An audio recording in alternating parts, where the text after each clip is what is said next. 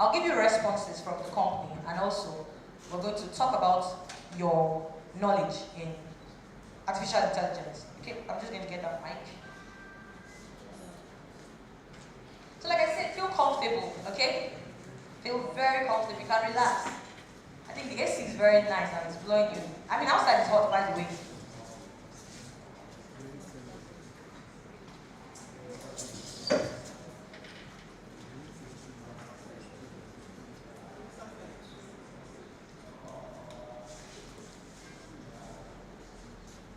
Alright. So, we're going to take some questions about artificial intelligence. Or, rather, I just want to know what you think about artificial intelligence. Now, my assistant's going to give the mic to everybody, and she's just going to have to say something. So, if you're not smiling, you're a candidate for the mic. Also, we have our phones. I would love you to share the conference on your social media. I'd love you to post it everywhere. That you're having a wonderful time. Are you not having a wonderful time? Yeah. Thank you very much. So, Sam, just tell us your name, where you're from, what you do, and just give us a 30-second talk on artificial intelligence, please. All right.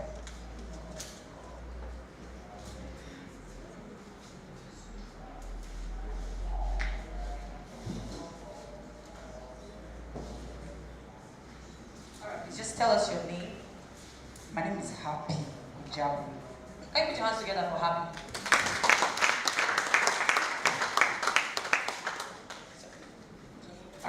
I'm the CEO of Simplified Group of Companies. Sorry, you can't hear, sir. I'm the CEO of Simplified Group of Companies. Okay.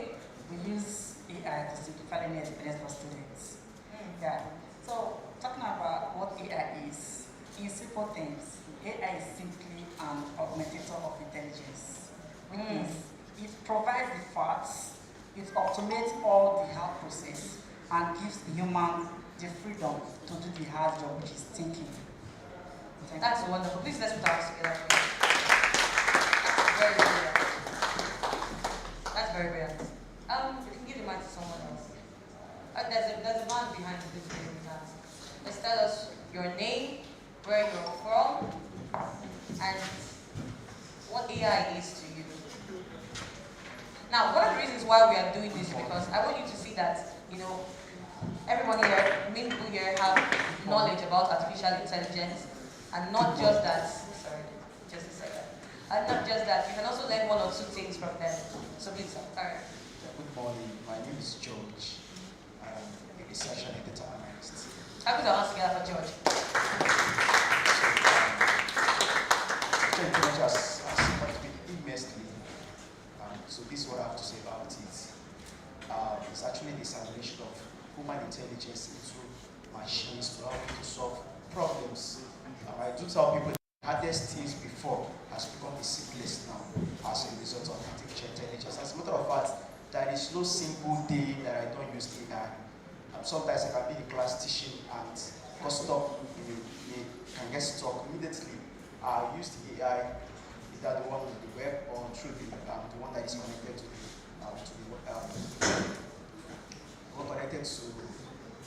to WhatsApp and the whole lot of them. So I use it on there. I even use it for my data analysis. I use it for my data analysis. I ask you that I also use it for research writing. I told look, I made a million plus with AI. Alright. Thank you very much. That's amazing. Simplifies things with artificial intelligence and has made a lot of money with artificial intelligence. Okay, so right now, I need the audience participation in this because we're going to be welcoming certain distinguished members and guests in our midst, alright? So as they come in, we're going to be welcoming them. Now, I need you to put your hands together for these persons, okay?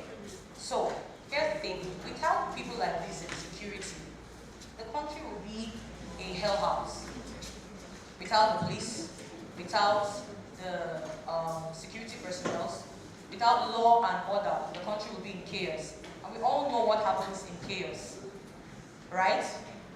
So, I want us to put our hands together, welcoming the Assistant Commissioner of Police. Come on, put your hands together.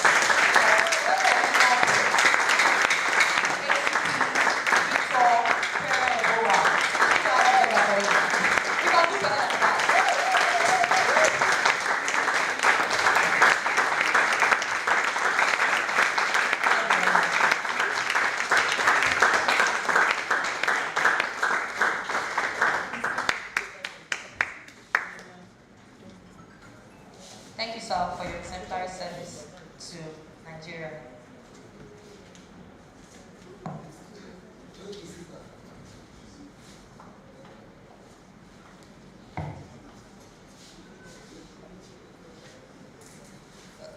Good morning, everybody. First and foremost, I need to introduce myself. I'm ACP Victor Pereboa. I'm Assistant Commissioner of Police.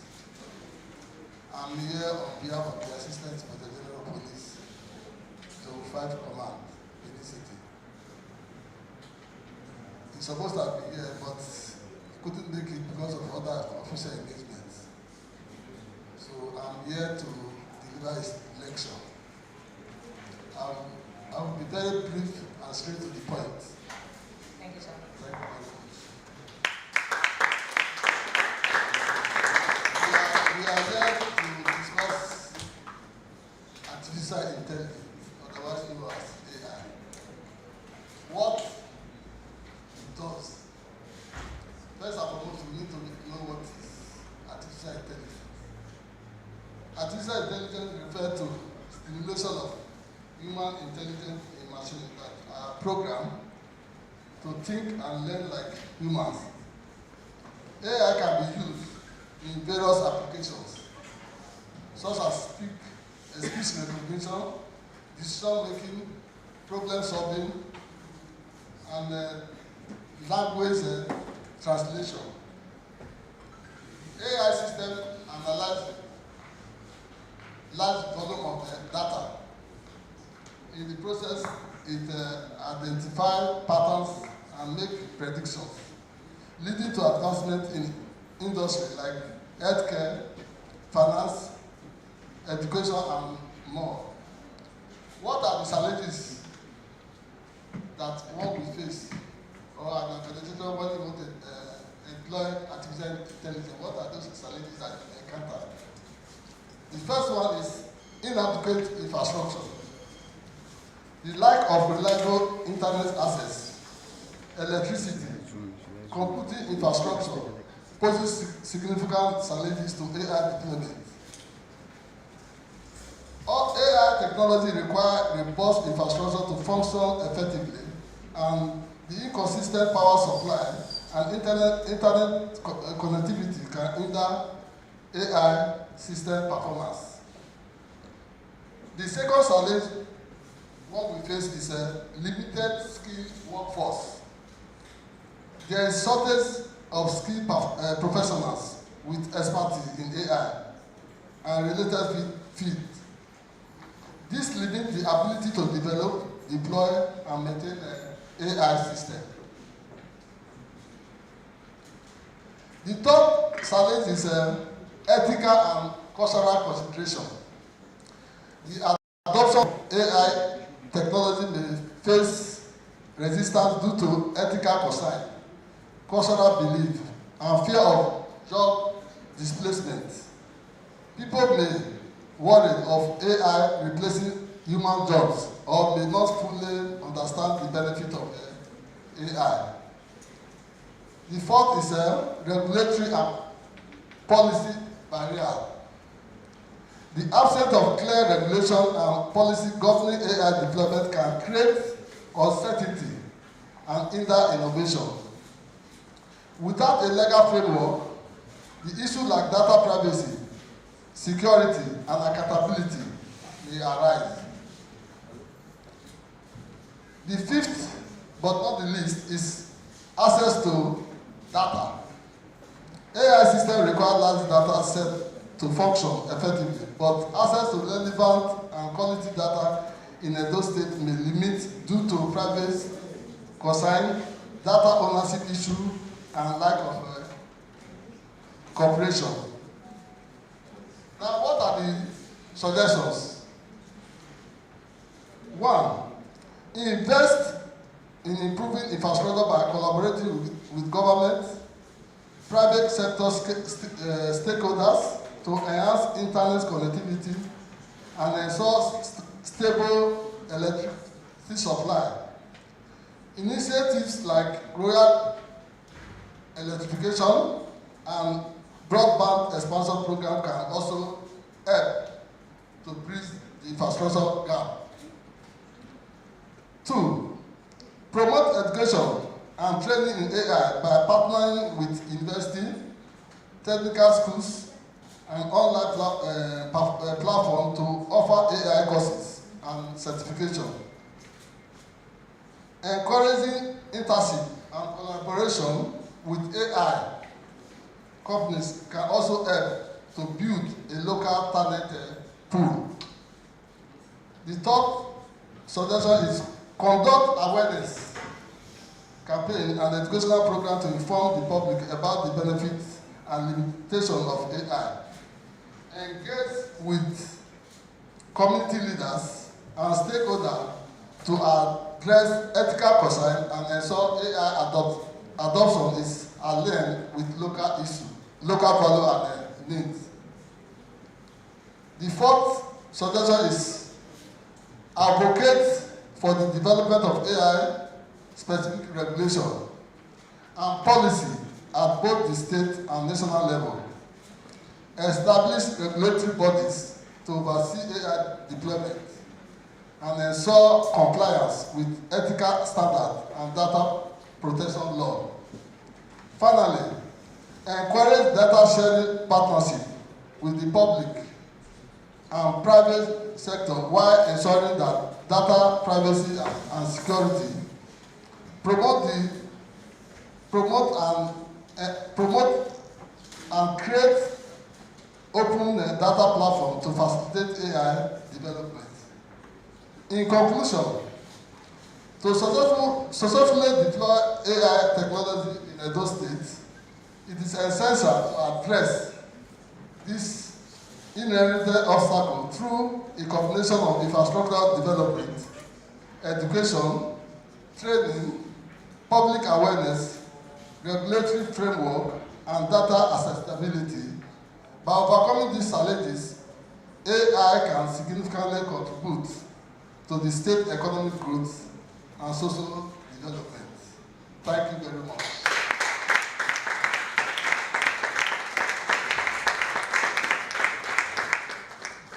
Come on, let's put our hands together for him.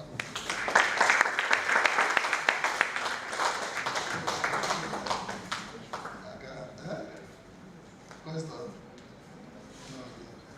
No question. No question.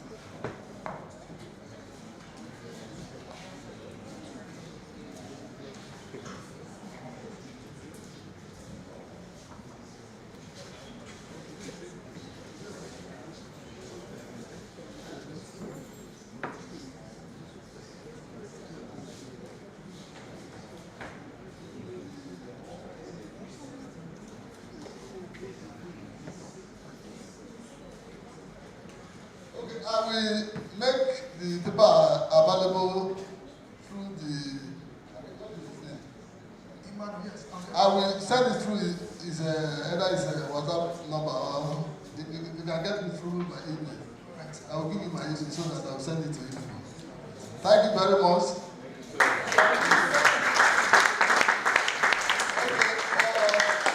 Let me give you my number.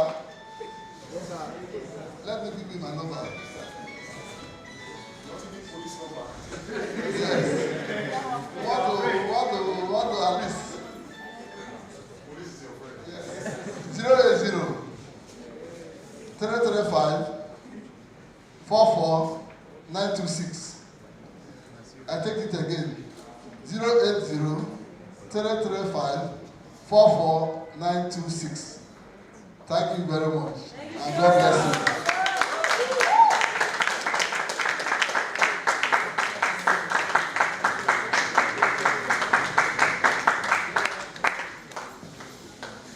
Come on, let's put our hands together.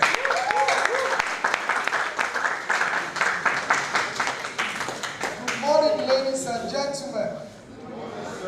Okay, we can do better than that. If you're excited to be at the conference of artificial intelligence technology, good morning, everyone.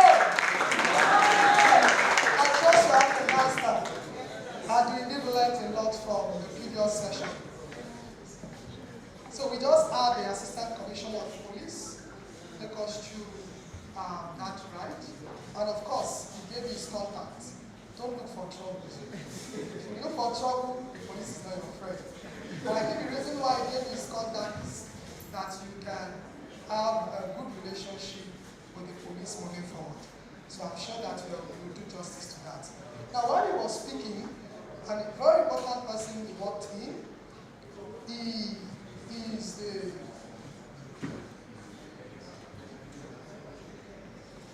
please. A very important person walked in. He is the Oga Patapata of Science and Technology in Edo State. Please award.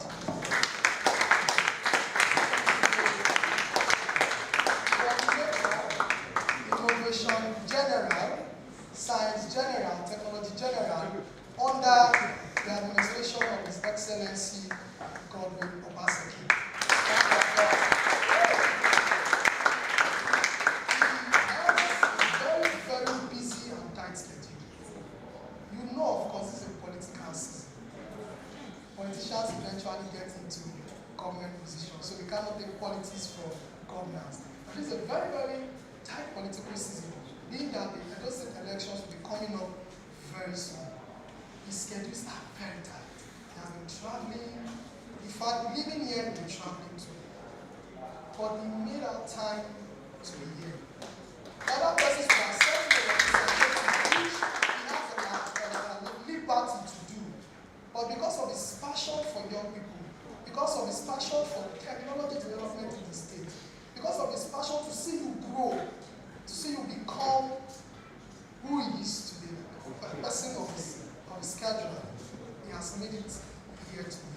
Ladies and gentlemen, with a clapping ovation, and with a standing ovation, please join me as we welcome, of course, very seated on the high table, the Honorary Commissioner for Science, Technology, and Digital Economy and Business, Honorable Okoye Mr.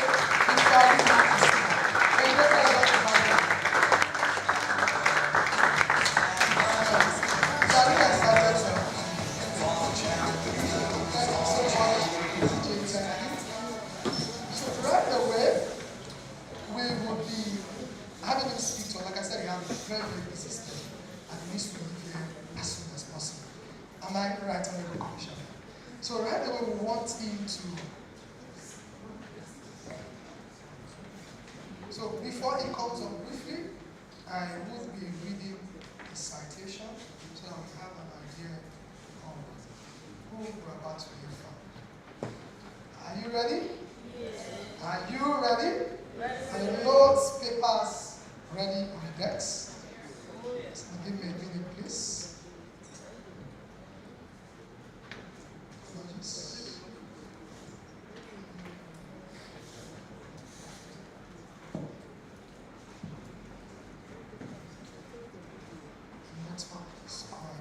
Okay, we have it here. Honorable Obaide Ifalui Isibo, I guess I'm correct in the names now, was born at the Abu Teaching Hospital, Zaria, Kaduna State. He had his primary and secondary education in Benin City, Edo State, and obtained a bachelor's degree of engineering from the prestigious University of Benin, where he majored in production engineering.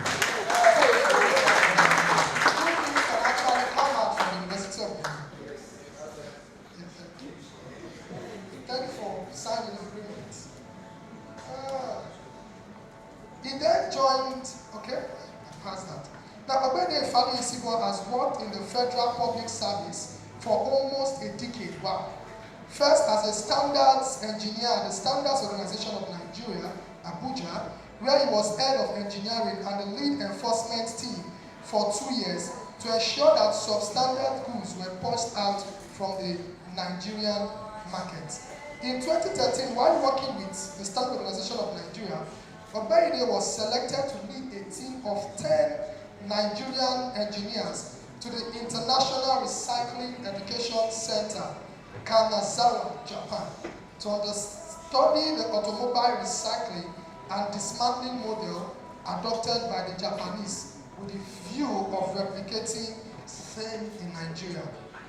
He moved on to join the Nigerian Export Processing Zones Authority, Abuja, as a senior engineer, where he participated actively in the promotion of free trade zones across the country and the establishment of new special economic zone.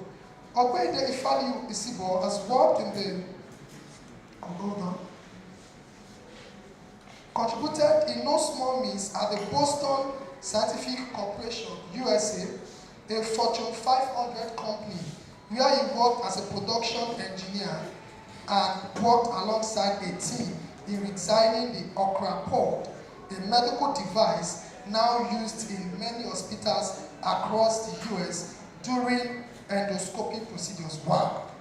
Until his appointment as a Honorable Commissioner for Digital Economy, Science and Technology by Godwin Obaseki, he was Assistant Vice President at Omnicom Corporation, Atlanta, United States of America, a multi-billion-dollar company with key interests in real estate, healthcare, and entertainment. Ogbede is a Pan-Africanist, a lover and promoter of the Benin culture, a renowned writer. Several of his works bordering on African and Nigerian politics published in many journals. As a public speaker, he is very well sought after by youth organizations across Nigeria like our own. Ogbede Ifaliu Isibo has an executive MBA from the Metropolitan School of Business and Management, United Kingdom. He has completed several courses on technology law from the Law Society of Ireland. He is a fellow of the Hallmark Institute of Management and Innovation Studies and belongs to several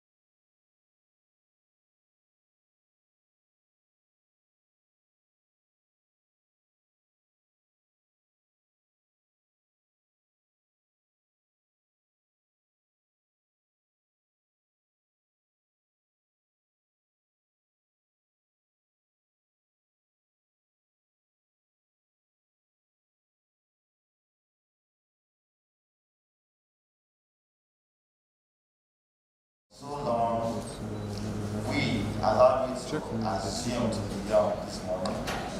We have taken a back seat in the scheme of things, and I think technology gives us that advantage to now be at the forefront of the scheme of things. And now we're talking about artificial intelligence. And when I was told that I was going to be a part of this conversation, I had to lie to my boss that I had an official engagement from my ministry this morning. for you. Wow. Yes, so that I can be a part of it. So although it's not a good thing to lie, but I think I did for a good cause. So I'll be joining them on the campaign trail after this conversation. But I find value in talking to people like you, because I honestly think that you are about the most important set of people in our continent today. Africa is a beautiful continent of 54, 55 odd independent nations. The median age of the African continent is between 16 and 22. That means more than 50% of the over 1 billion people who live in Africa are young people like you.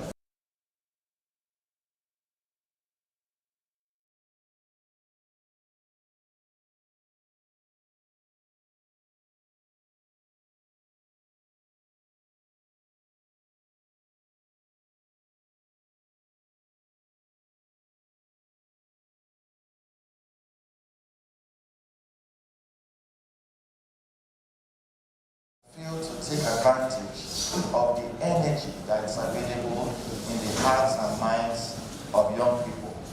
And we have not also focused on quality education. Quality education in this sense is not just the education we get from the walls of the university. That is important. But there's a whole lot more education that we need going forward to become very useful in tomorrow's world. And tomorrow's world is an AI world. And I'm so excited that now we're discussing AI. And this is remarkable because here we have, people gather young people to talk to them about not joining secret societies, how to dress well, how to communicate well. In Edo State just now, we're talking about artificial intelligence. That shows that you are not at the same level with young folks anywhere else in Nigeria. Please give yourselves a round of applause.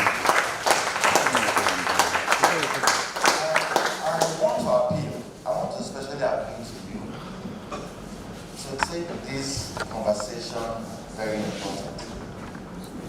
Through the years, I've had to listen to different people at different times.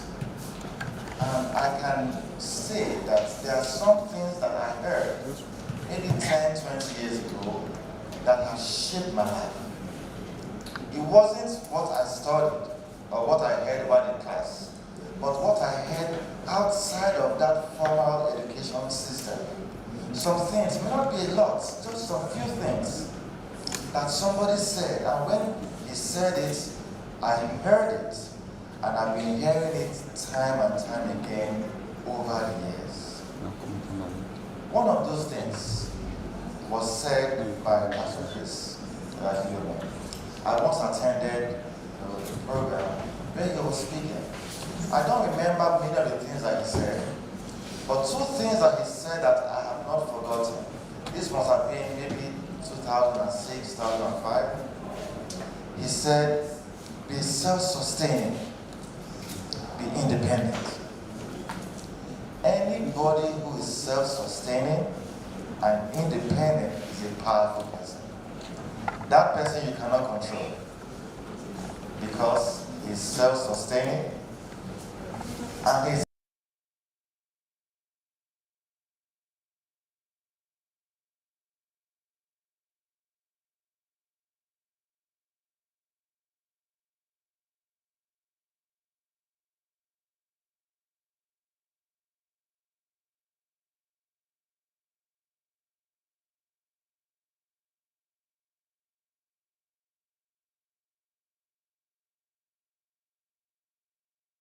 going to change the way we live our lives.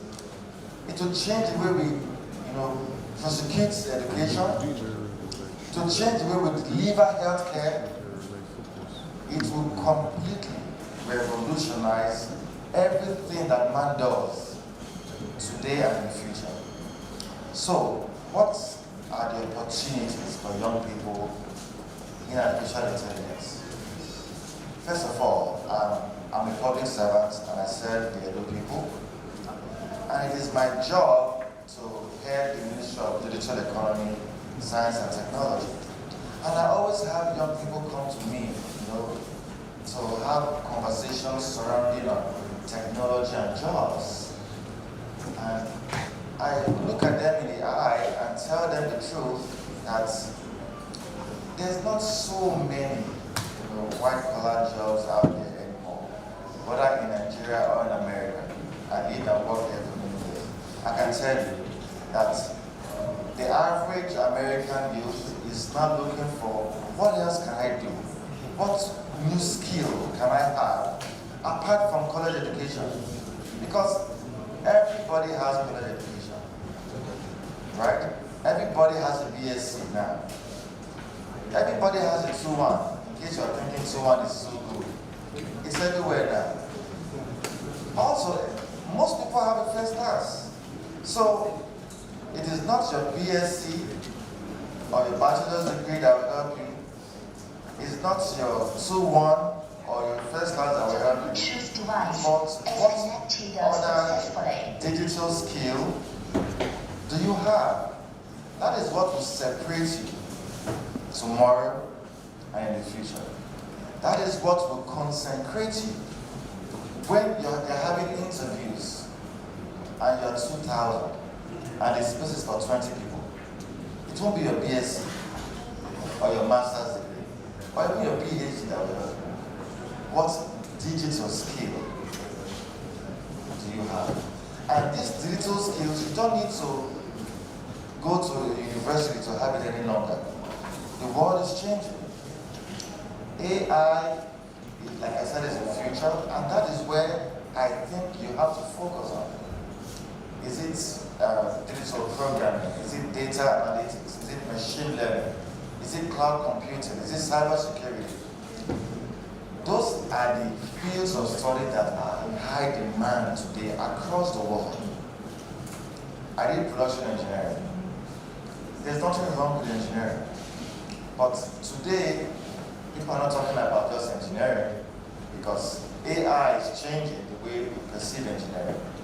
All what I could do before, the machine can do it today. So how do you find yourself, taking advantage so that you become useful to yourself and to society The Bluetooth device in the future? is connected successfully. That is where AI comes in. What have we done in Edo State? Edo State is the first and the only state today that is training public servants, but not teaching them how to dress well or come to work early or to be smiling, but teaching them artificial intelligence. Yes.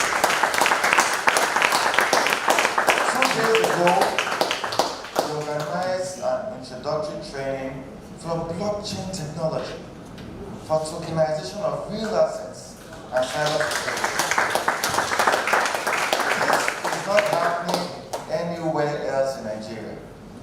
And it's because we have laid a foundation that we want to build upon, and we want you to take advantage of it. There's breaking news. Within the next 1 week, the Edo State government is launching EdoNet. EdoNet is free public Wi-Fi. Edo State will be the first and the only state. Some have tried it before but couldn't sustain it. But we are launching free public Wi-Fi in about 100 locations across the state. What's the purpose for doing that? So that you can take advantage of it. So you can become innovators, inventors, and creators. Because what most of us really need is data, right? That's what we really need. Some people are very creative. Some people want to learn, but the limitation is access to data.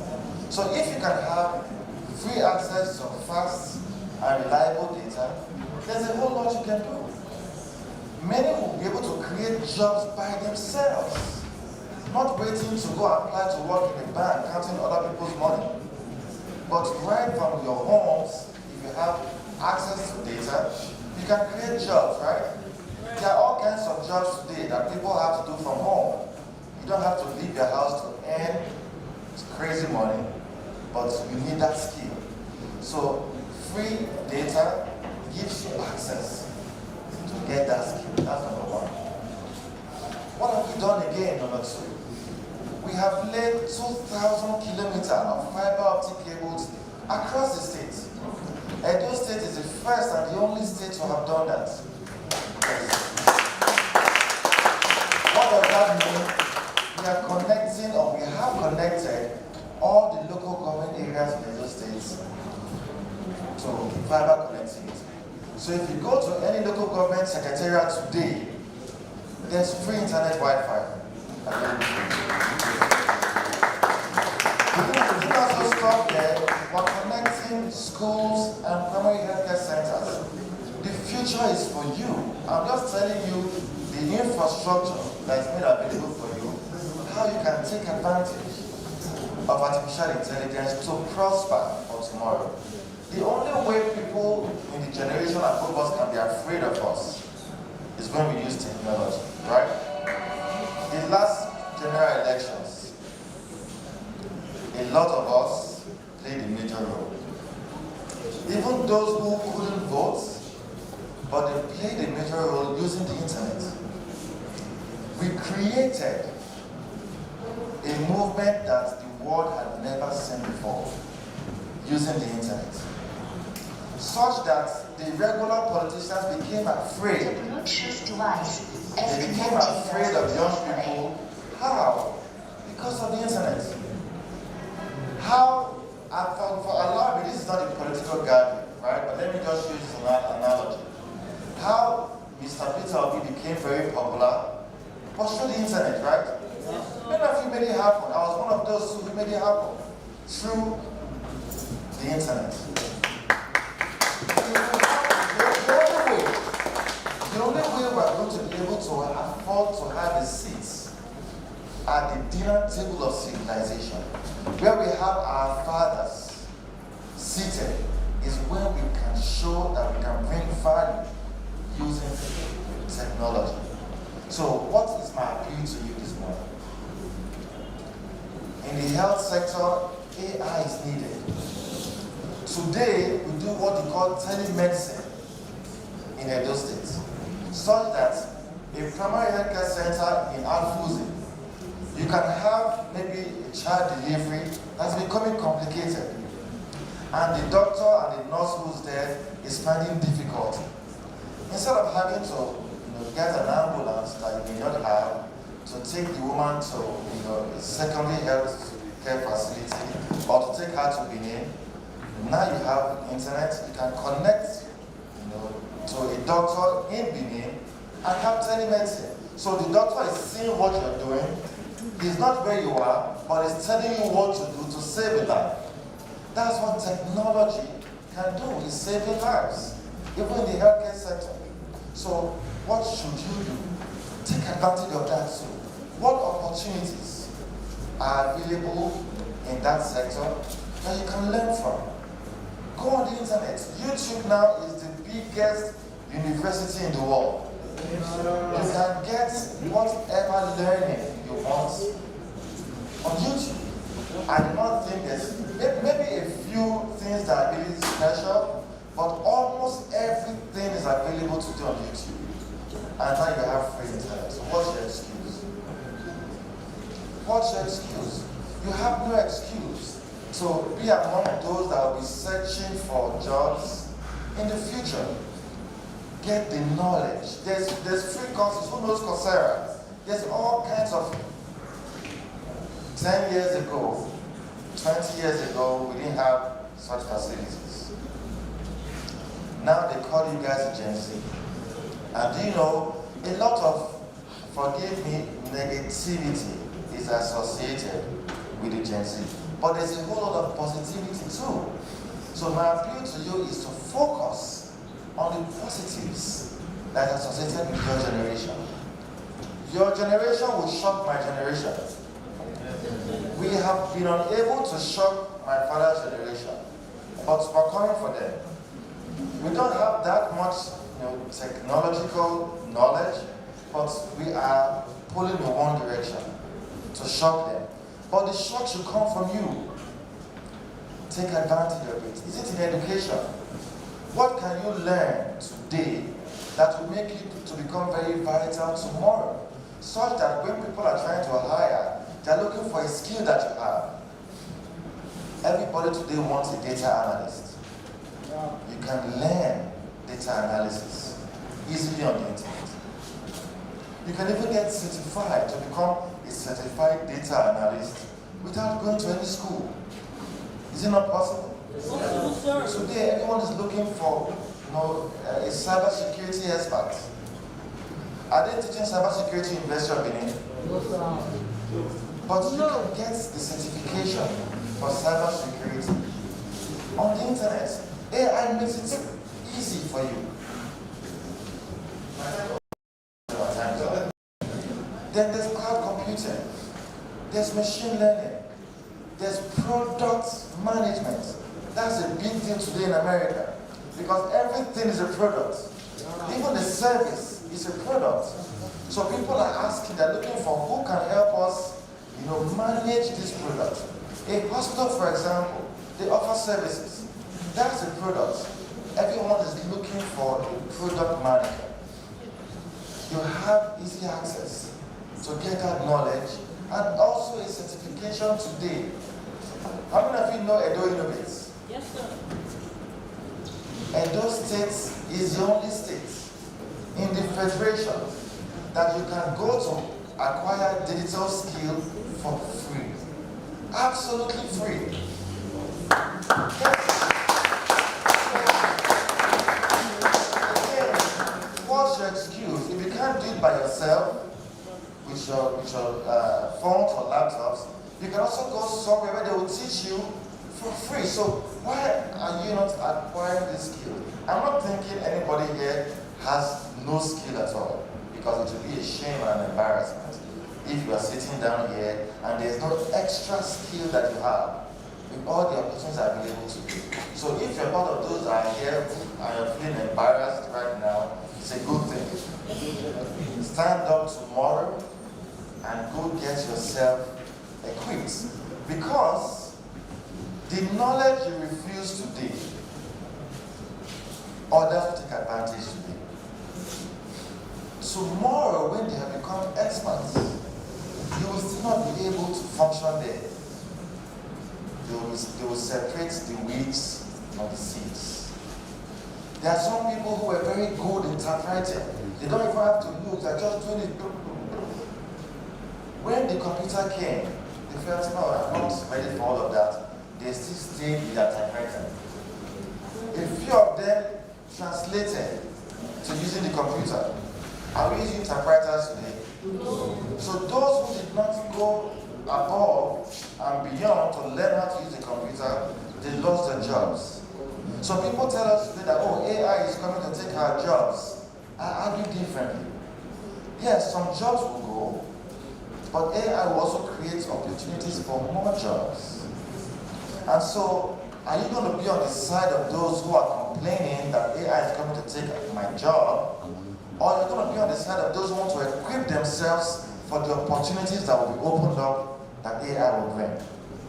There are people who are making thousands of dollars daily on their bed.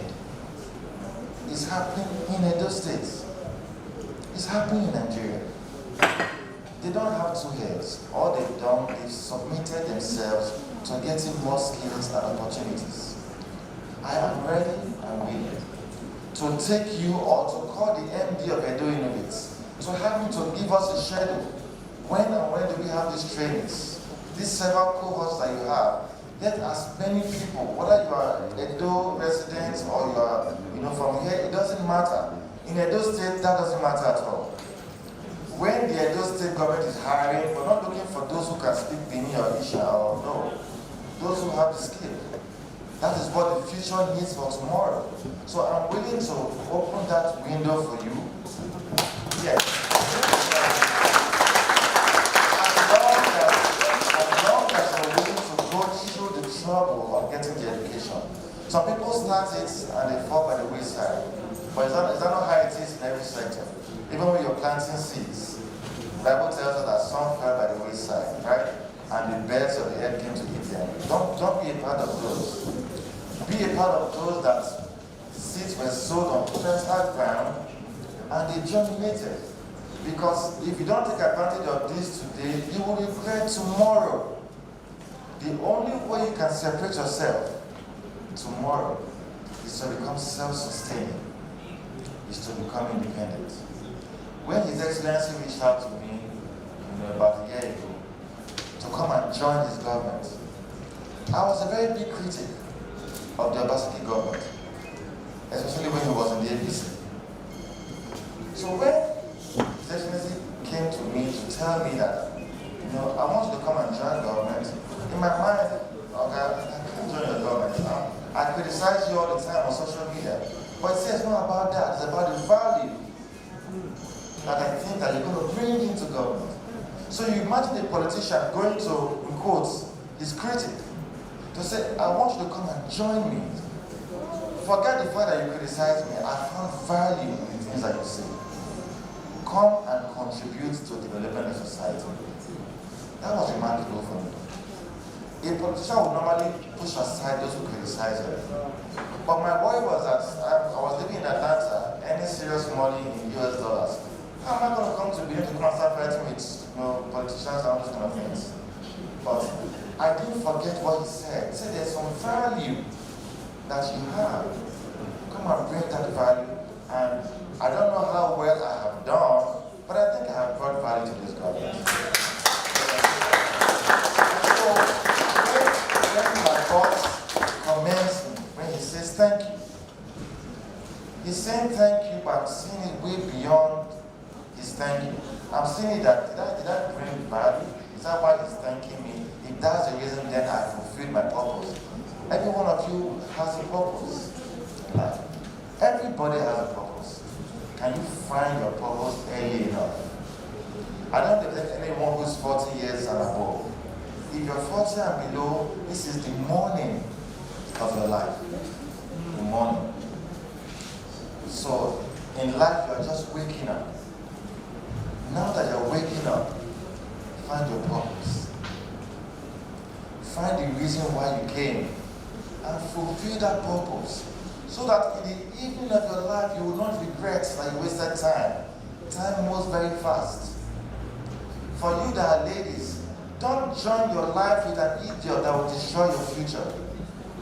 You must be careful. Very important. A man can find his way around it, even if he marries a devil. But it is more difficult for a woman because when you say you have agreed to be someone's wife, what you have said is that I'm submitting myself to your leadership. If the man doesn't know where he's going to, he will take you in that direction because he doesn't know where he's going to. So find your purpose, find it early, and plan the trajectory of your life. Please don't forget what I'm telling you. If you forget all the things about AI, this one is very important, male and female.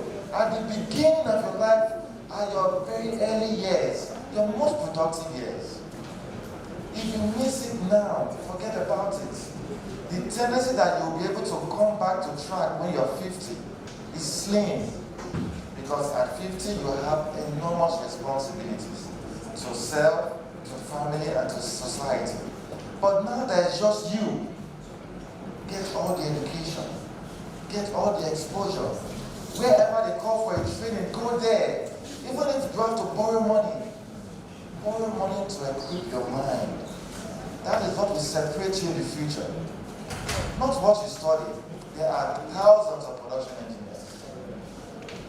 But when you speak and somebody else who has the same qualification speaks, you can differentiate. This one has schooled his mind, the other one hasn't. Today, we are having to run for elections. The candidates have been speaking to the people. The people cannot think which one has exposed himself, which one hasn't. That time will come in your life where you will be tested and tried to how well you have exposed yourself. You don't have to live outside of Benin. Benin now is where everybody is coming to. There are people too who come from Kaduna to come to Edo Innovates. People come from Owerri to come to Edo Innovates, but you are here. How well are you taking advantage of it? I'm not going to take so much time, I think I've spoken enough, but I want to appeal to your conscience. Do yourself a favor. Be useful to yourself first. Then become useful to your family next. Then become useful to society. It is after you have crossed those 3 Rubicons that you will now say that you have fulfilled your purpose. Where it is that people will talk about you later that man or that woman added value to this thing. So I was telling somebody yesterday who was telling me, oh, how he doesn't like Governor Basaki and everything, but he said, but I like you. I said, that's what I want. You don't have to like my boss. That's between you and me.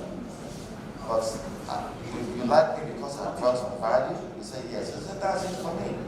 There are some people who hate me. There's many people who hate me. Because I cause trouble because I don't like peace. Yes. I like violence all the time. Especially when there's some value you have to get from it. For example, I hate oppression. I will not allow you to oppress me, no matter who it is that you are. I will not also allow you to talk down on somebody that I love. Where I'm able to speak out, since I don't have enough muscles to fight, I use my voice. I'm appealing to you too. Everybody has a voice. Use your voice, because if you don't tell them who you are, they will tell you who you're not.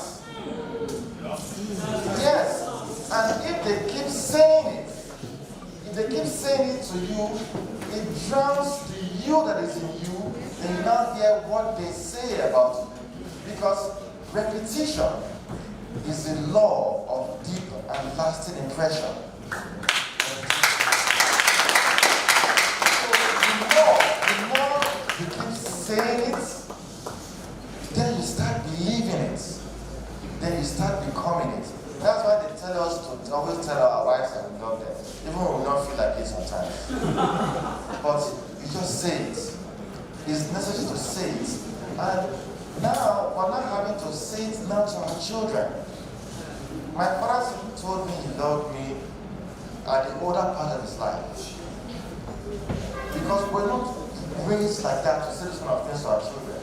But now I have 2 sons that a day cannot pass by without me telling them that. So we're raising a new generation where we see that my daddy telling you, I love you, my son, is a normal thing.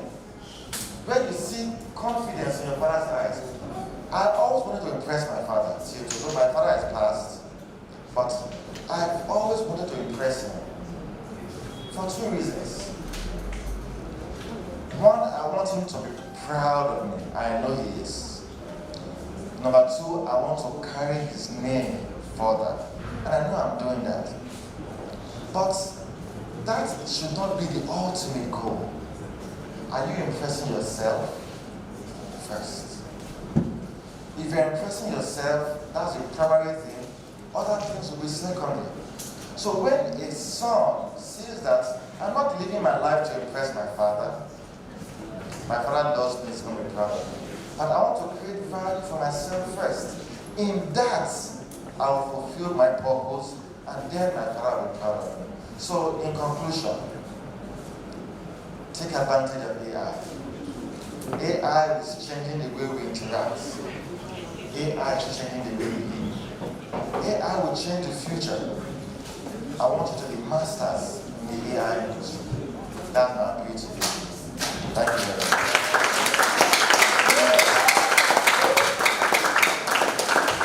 Let's go now finish the round of applause. What did we say? Thank you very much.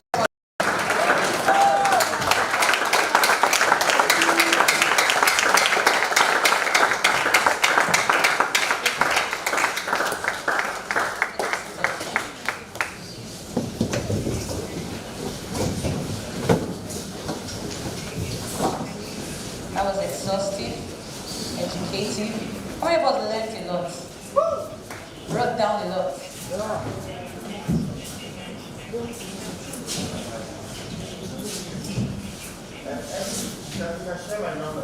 Thank you very much, sir.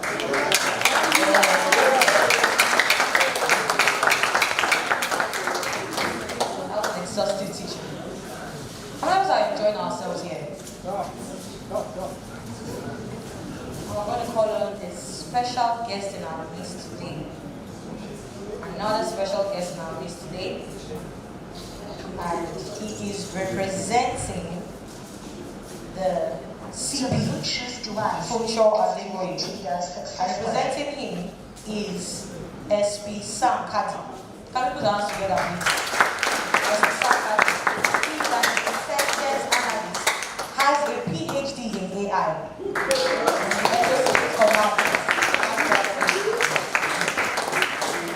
Come, keep coming to the conference. PhD in AI, intelligence analyst.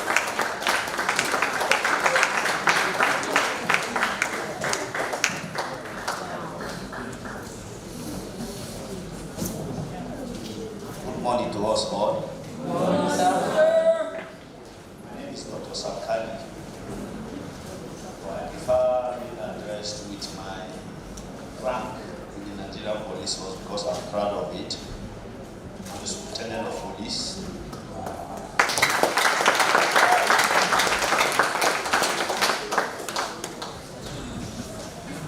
Well, if the organizers will forgive me as a security man that I am, I want us to suspend the recording so that you can enjoy it.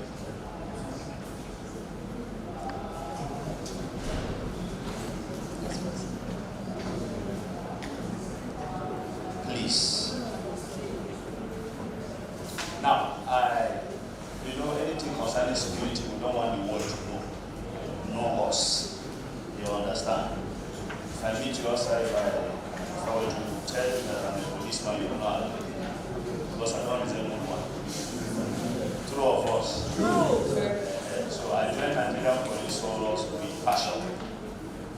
I'm going to talk about three things: the challenges of security intelligence delivery in Lagos State. Because I want to talk on them. My Oga was here. It was very economical because the system we found ourselves is a system that's not mine. Whatever you say will be used against you. And take it or not, police is the organization in Nigeria.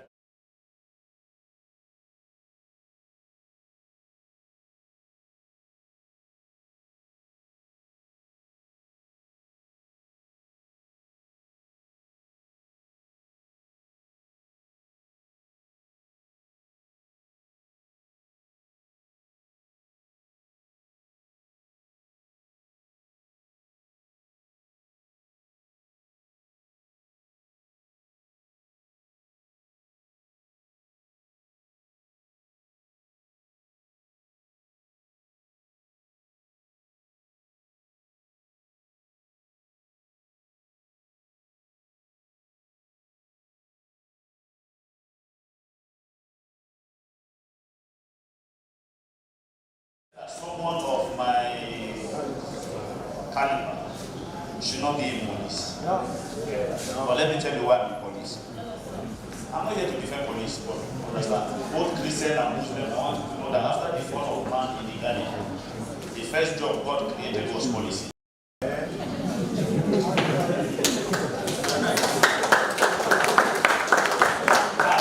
After the fall of man in the garden, God sent them away a bit. And the Bible says God brought what? Seraphim and seraphim to what?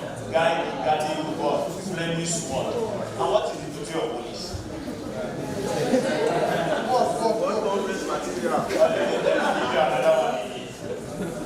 Everybody here, those of you that are Christian, they say to them that believe God, they are given power to be what? But in that same Bible, it is written, I think Matthew chapter 5 verse 8 or 9, it says, blessed are the peacemakers, for they shall be called what? What is the work of police? About AI. Now, I want to speak broken. When we talk about AI wouldn't have been possible if there is no information gathered. True of us? True. Yes. Now, AI is when machines are using information gathered that have been processed and programmed. AI is, it be like waiting they will teach us when you are doing computer application, they say Gigo. What you give the computer, now it will come out. Isn't it? Yeah. Now, when we talk about AI, we are talking about the information we have gathered we have processed it, and it becomes what we call intelligence, because intelligence is the gathering of information processed and now used for informed decision making. I don't know if I'm making sense. Now let's bring it down to Edo State. What do you think? What do you think is the challenge of information gathering in Edo State? I'm being contemporary here. I want to say number one is lack of trust between security agencies and the informants. Now, you want to give out an information, maybe your brother is doing Yahoo in quotes. You want to be, and you abhor Yahoo as a person, that's cybercrime. I'm using PG. Cybercrime is what we call Yahoo, isn't it? Yes. Your brother can do Yahoo, and you as a person, you abhor Yahoo, you want to give out this information. But you are afraid that if I give out this information, the people tell and say, Nani talker. Yes. And that will create problem between you and your brother till Jesus come. So can you see the number one problem of intelligence security delivery in Nigeria, in Edo? Because there is no trust. Number two, let me give you another one. Religion problem. It is in the public space that Nigeria is one of the most prayerful nations, both Islam, Christian, and pagan, and whichever one. Do you know that? Let me just give you an example. During Buhari regime, I'm from the north. During Buhari regime, when they wanted to do protests concerning EndSARS, my northern brothers did not protest. They said protest is a haram. And the protest was so hard in the southern part of Nigeria. True of us? Now, during tribunal, as they said they do, Southerners refuse. They say, oh, now our brother did there now. We no go protest. Then Northerners were the one protesting, killing themselves, doing all this thing. So can you see another reason why you may not be able to get information when people have religious sentiment? Let me give you another one again. Thank God, Honorable Commissioner saying they are trying to cover the whole state with internet.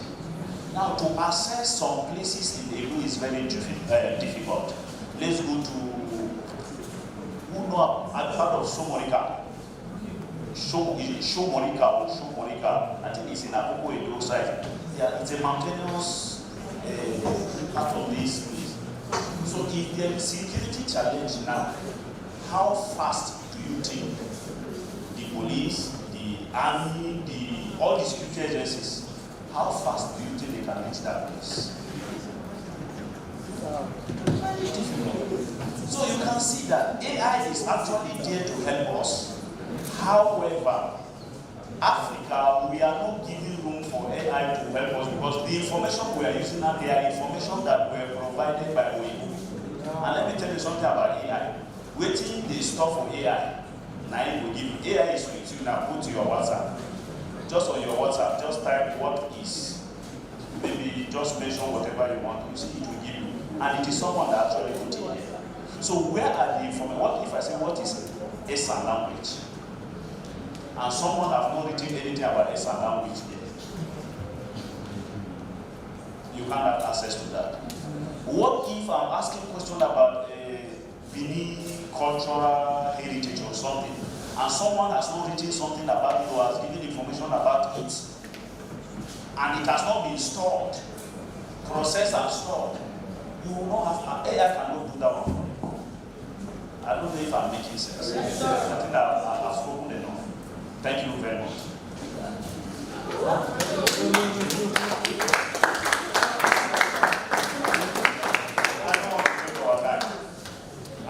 I'm being practical and straightforward. I have room for questions, but remember, in my capacity, I'm actually a data analyst too. You understand? So, my portfolio is intelligence analyst in the command here. So, I just trained from an office down here, finish, I will just train by applying. It's a simple thing. I will give room for questions. 3 questions, reasonable questions, and constructive questions. Thank you.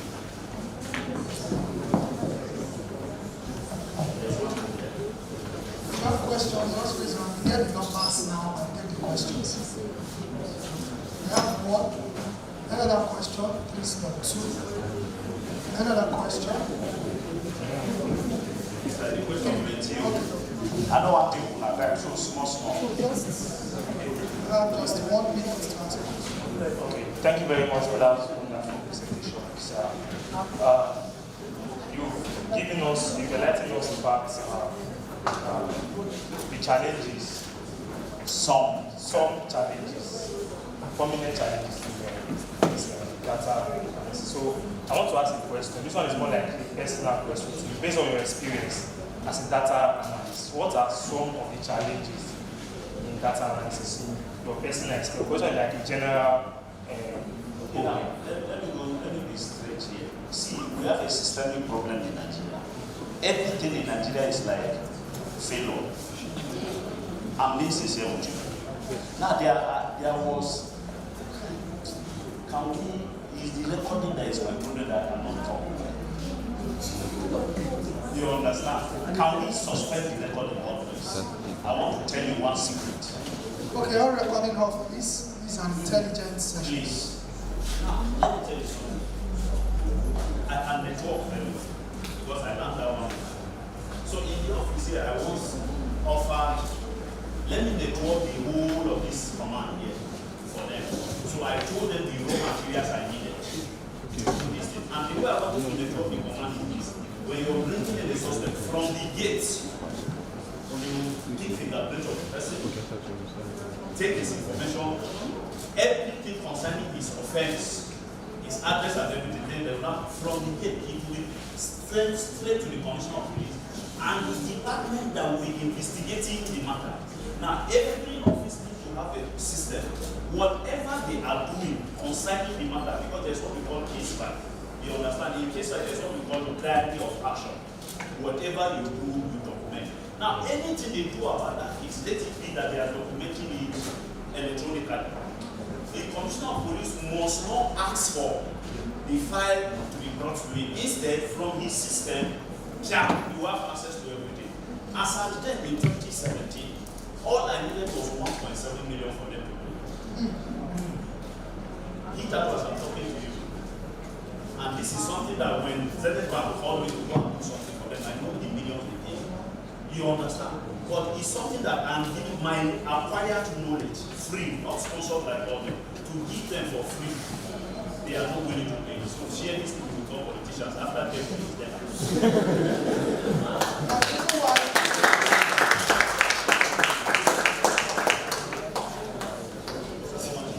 Because please remember, we have a signal that see, remember I was telling you that if you want to do anything official, you do it in Africa. We have a signal that wherever you're representing your position, you need complete uniform. And I cannot wear uniform in years to be dating in person. And if I remove my gears wherever I go because of the way I go, you know that this is a security. And I work with the intelligence department, so that is why I sneak in and I was sneaking out. You see why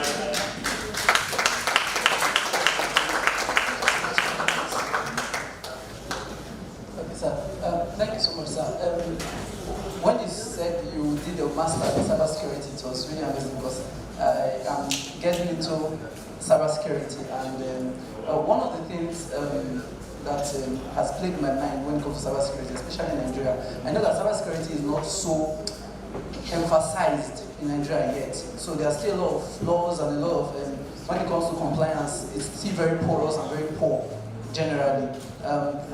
But then, when you're trying to look out for places where you can probably get and gain experience, or probably internship and all of that, it's somewhat hard. People don't exactly see the value of what you want to do or all of that. How do we bridge that gap and get to a point? It's just as I earlier said, systemic problem. Now let's come, let me give you a simple. I arrested a boy from Bauchi. He sued someone of 18 million naira. Normal Yahoo, you understand, but this time around he did it local. But let me tell you the way he do it now. Let me surprise you. Sir, are you aware that they sent an account? You're aware. The way you know you send your Facebook account, they buy accounts for. So this person, he contacted a household boy. Here you can call them Abuki. So he contacted an Abuki who was doing the booking work. Gave him 200,000 in 2017. Now 200,000 in 2017 was a huge lot of money to the Abuki. You understand? And Abuki now used Abuki already recording this. No, sir. Please do not record this.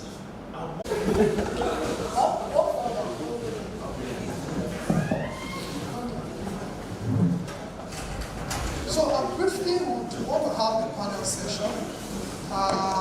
Why all the speakers will... Yes, I'll get that to you. That guy is very sharp. So before, while he was speaking, we had a very wonderful personality working. He has been with us since yesterday. He came to the airport yesterday and welcomed into Edo State. Very bright Nigerian who has traveled far and near outside Africa and within Africa. Please, with standing ovation, he's already seated on the item, but let's welcome him tonight. Join me as I welcome to the conference Dr. Ambassador Papa, CEO of Global Technologies, the Global Peace Ambassador, and one of the most notable Africans around the world. A very good friend of mine, happy to have you. So while we wait for another guest, we'll be having a plenary session where he, alongside the CEO of the company and the convener, of course, the convener of this conference, will be speaking to us briefly. Then, of course, we have a refreshment, we have pictures, and every other good. Are you excited? Yes. Have you learned so much? Now, we will be having giveaway sessions. Giveaways, I love giveaways. You know what is active? Are you from the participant group? Yes. No wonder, I know I've been doing giveaways before now. The way you very active man. So I will be having giveaways, and the first question, or the first task rather, would be that after the conference, we'll have picture sections downstairs. We have social media placards. We have inscriptions about AI. You have to take a picture, post on social media, update your social media audience what's happening here. Instagram, Twitter, Facebook, all social media. Very, very important. The reason why you should update your social media profile because people are watching you. You never can tell who is seeing you and what opportunities are coming. Most times you have 2 likes, 3 likes, and people are trying to watch. Most persons will not even like. For the people that don't like most persons who like your post are the ones who even hate you. But the ones who don't like at all, they tell you congratulations, but they are like, you today, do what's the problem? But the ones who don't like at all, actually the ones who are watching you. You understand? You never can tell what opportunities will come. My first political appointment came from social media. I can tell you that. I was just young when I got it. So it's very, very important. Beyond the videos, please try to update people. I was in this conference, I got this knowledge, did this, I did that. It's very, very important. So you take pictures with the placards, you tell stories, quotes from each of the speakers, what you have learned, put it as a capture within Team KAIT 24. Now the KAIT stands for Conference on Artificial Intelligence Technology. 2024 was shortened as 24. So KAIT 24. And you can as well use the hashtag #EliteGlobalAI. You can go ahead to tag me, tag the CEO. If you tag me, I can post. I have followers on Instagram. So when I post, then persons get to know you. So you can tag on Instagram, and you can as well tag the CEO on Instagram too, Owakon Futanu. We also have an account on Instagram, EliteGlobalAI. Tag us, tag every other person in the company who will show up and respond.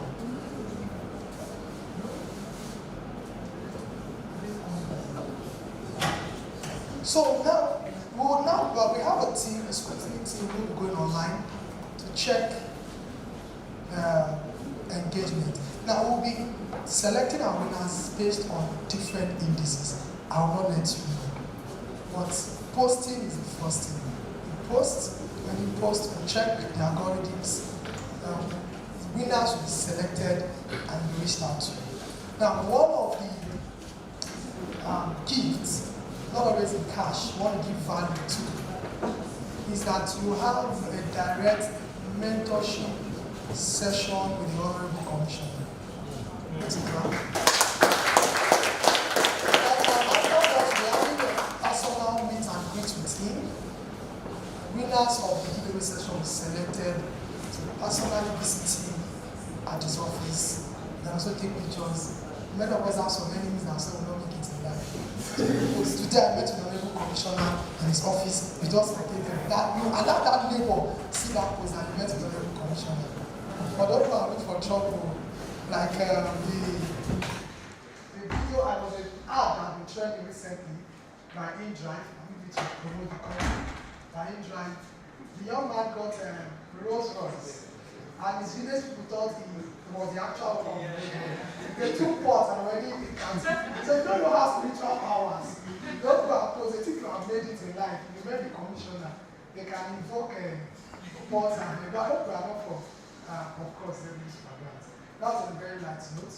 Now the second, while we wait for the final session, I'll just spend a few minutes on the giveaway session. Now we'll be having airtime giveaways. Okay, we can start either. Before the airtime giveaways, we're going to have Ambassador Kamal Kuku come on to give his presentation. So, sit still. We're going to tell you a little bit about Ambassador Dr. Kamal Kuku. Can you all hear me? Ambassador Dr. Kamal Kuku began his educational journey at Government College Lagos in Surulere, Lagos. Kamal Taiwo Kuku, commonly known as Ambassador Kamal Kuku, is the founder and CEO of Redcam Technologies Limited. He has been recognized as a Global Peace Ambassador and has made significant contributions in the field of technology, leadership, and international diplomacy. He holds a diploma in information technology from the University of Lagos, Nigeria, and studied computer technology at Birmingham City University, United Kingdom. He earned a bachelor's degree in microbiology from Osun State University, Nigeria, after completing the National Youth Service Corps in Niger State, Nigeria. He pursued a postgraduate diploma in management at the American University of Nigeria, Yola. He is currently pursuing a master's degree in international relations at the University of Hertfordshire, Hartsfield, United Kingdom. Can you put your hands together? Ambassador Dr. Kamal Kuku possesses a wide range of professional skills, including public speaking, digital marketing, content creation, and creative design. He is recognized for his leadership and entrepreneurship abilities, communication and interpersonal skills, teamwork, and innovative technological approach. His expertise also extends to data-driven analysis, international diplomacy, youth advocacy, and moral and religious mentorship. Kamal Kuku oversees Redcam Technologies Limited, a successful business he launched from his room, showcasing his entrepreneurial spirit. His dedication to self-improvement is evident in his language skills, having reached B1 level proficiency in both French and Arabic. Can we put your hands together for that? In 2019, he represented Nigerian youth at the International Diplomacy Forum held at the United Nations Conference Center in Bangkok, Thailand, and was a delegate at the African Students and Youth Summit in Rabat, Morocco. He's a member. Let's put it together. In 2024, Ambassador Dr. Kuku received an honorary professional fellowship doctorate degree in Science and Technology Business from the Chartered Institute of Public Resources Management and Politics, Ghana. He was also appointed as a Global Peace Ambassador by the Global Peace Chain in New York, USA, and received the ECOWAS Youth Ambassadorial Award, the Nelson Mandela Leadership Award of Excellence and Integrity, and several other prestigious honors.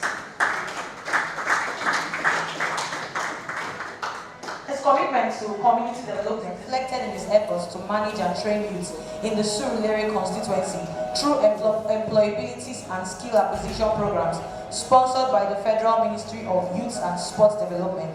In 2024, he facilitated digital literacy programs for youths not in employment, education or training, and in collaboration with the Lagos State Government, the Federal Ministry of Youth Development, and Google organization. Ambassador Kamakuku has acquired various certifications, including the fundamentals of digital marketing from Google Digital Skills for Africa, a professional certificate in public speaking from Udemy, a Cisco Certified Network Associate Certificate, and project management professional credentials. Please put your hands together. He has also completed courses and programs such as the International Diplomacy Forum at the United Nations Conference Center in Thailand, the Africa Students and Youth Summit in Morocco, and with the All African Students Union, AASU, and Intercultural Communication and Community Journalism courses at RUDN University in Moscow, Russia. His professional fellowship, DRPRMP, from the Chartered Institute of Public Resource Management and Politics, Ghana, further underscores his expertise and achievements. Please stand up as we welcome him to the podium to give his speech. Please put your hands together for him.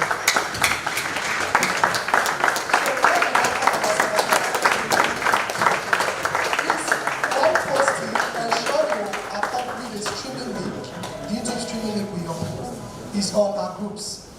Thank you, sir.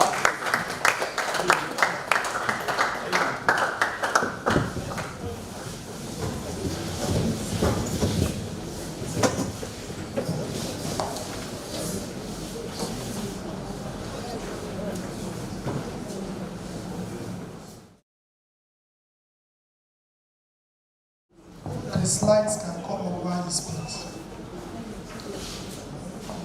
Good morning. I'll say it again. Good morning.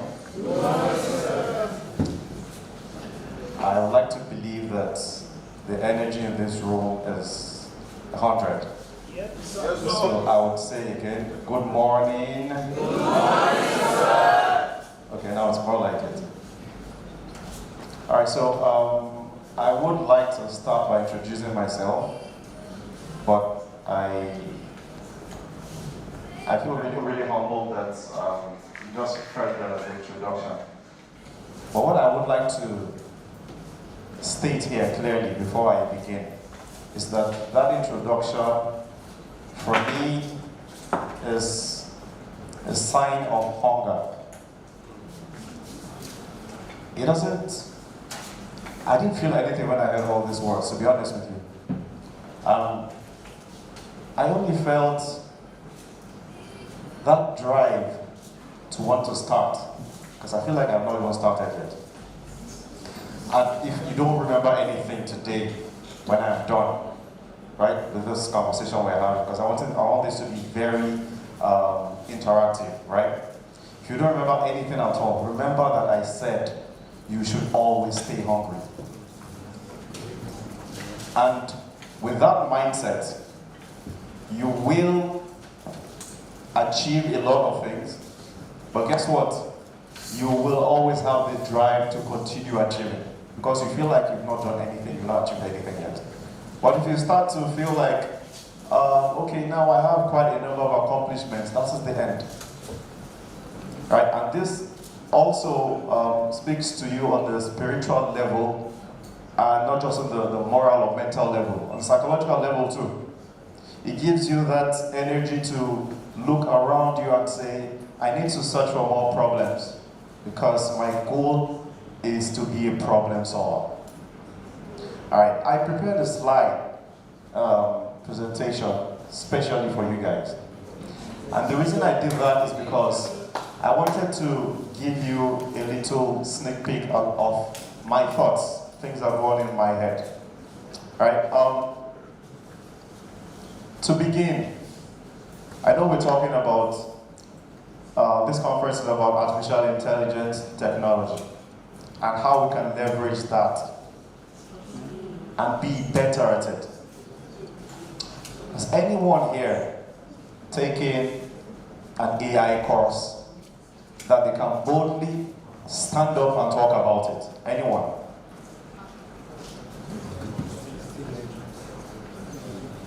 Raising hand, raise it when? All right, my lovely brother over there, can you come forward? Just quickly, 1 minute. I want to start off with this. Now, if you can talk to me like your younger brother or younger sister in a sentence, you don't have to go all technical, about AI. What's that one sentence that will come to your mind?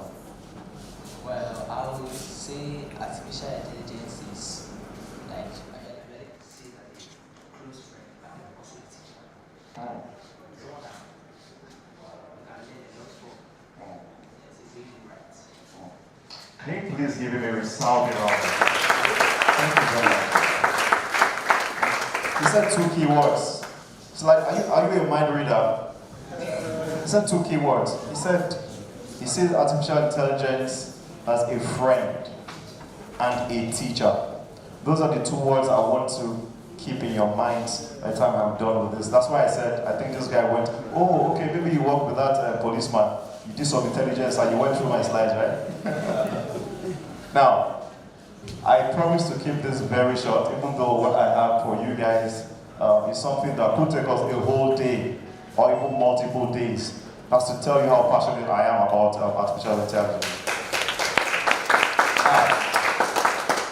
Who's managing the slides? Alright, so now, introduction. Anyways, you could see my logo there. I did that for, business. So you see Redcam Technologies Limited. Right. Now, this is me greeting you guys. I know there are lots of tech gurus and tech enthusiasts here. Some of you have not figured out your ways, your paths yet. But guess what? I call you gurus and I call you enthusiasts.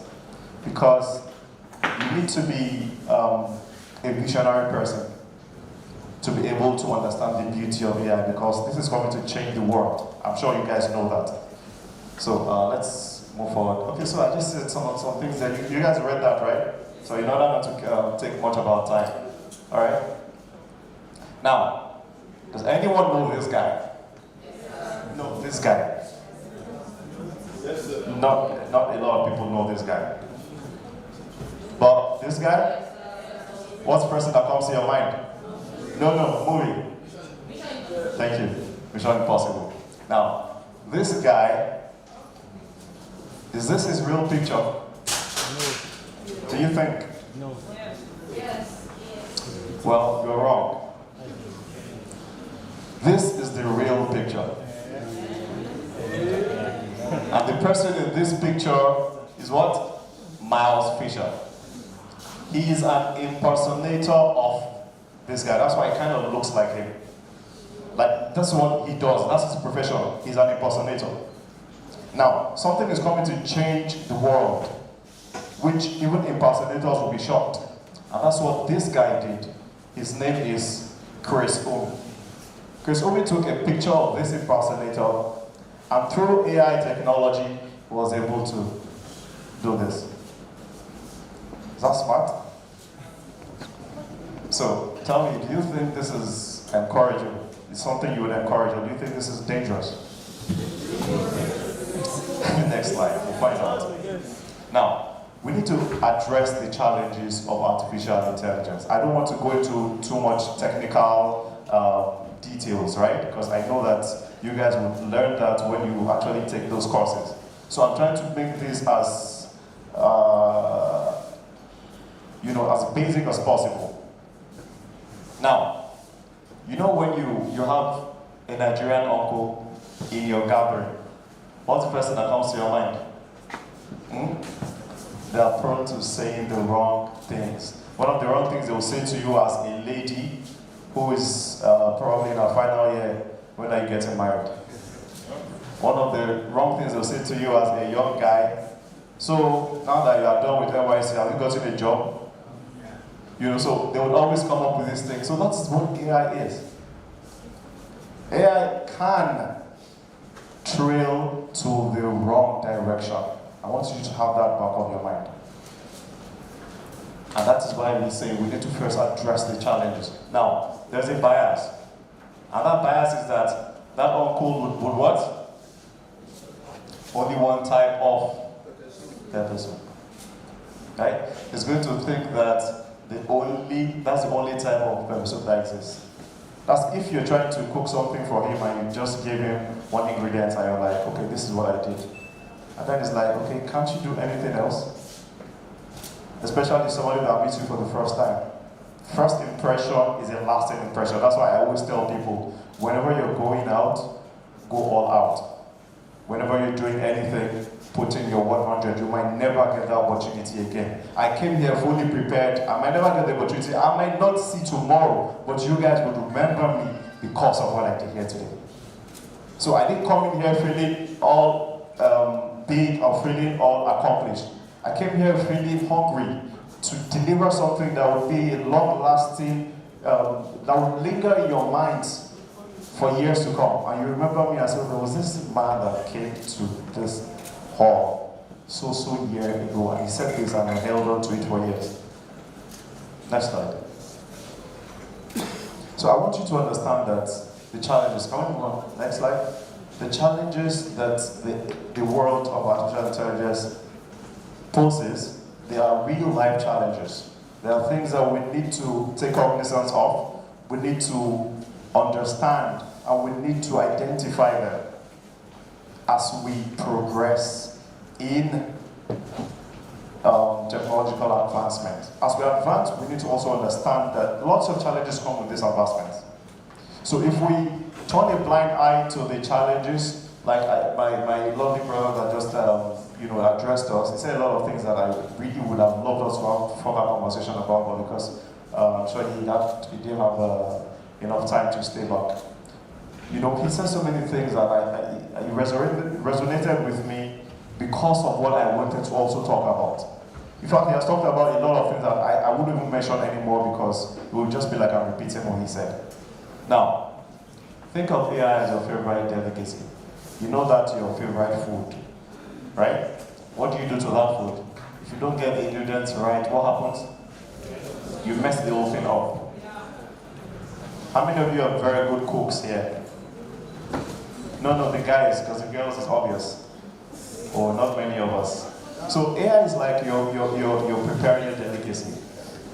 The ingredients you put into that delicacy, right? Those are the data. That's what this man was talking about. Now, one of the challenges we have in Nigeria is, it's not about analyzing data, no. Actually getting the data is a big challenge for us in Nigeria. And then when we get the data, we play politics with data a lot.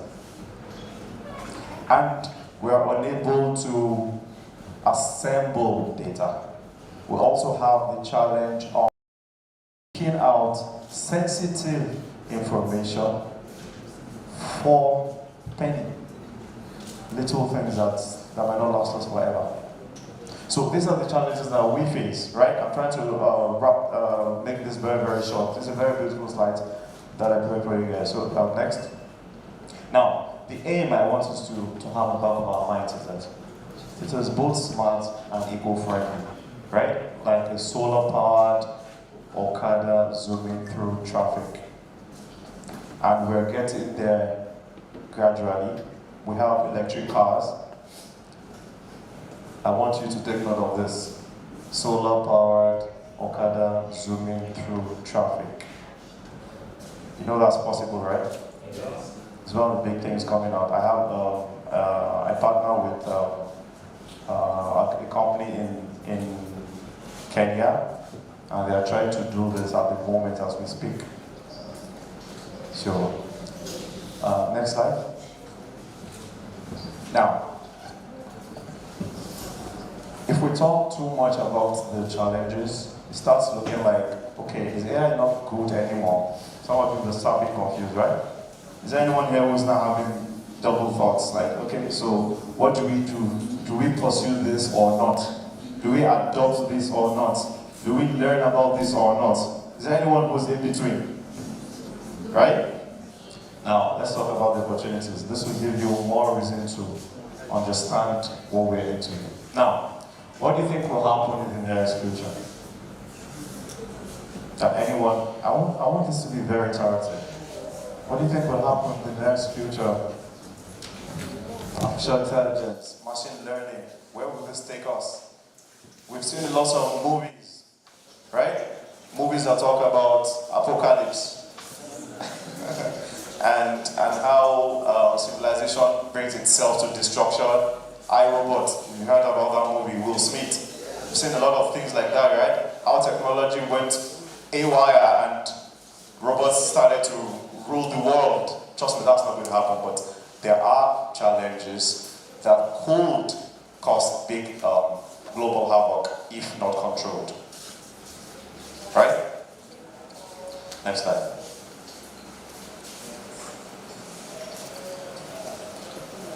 We talked about the challenges. You need to know that there are opportunities.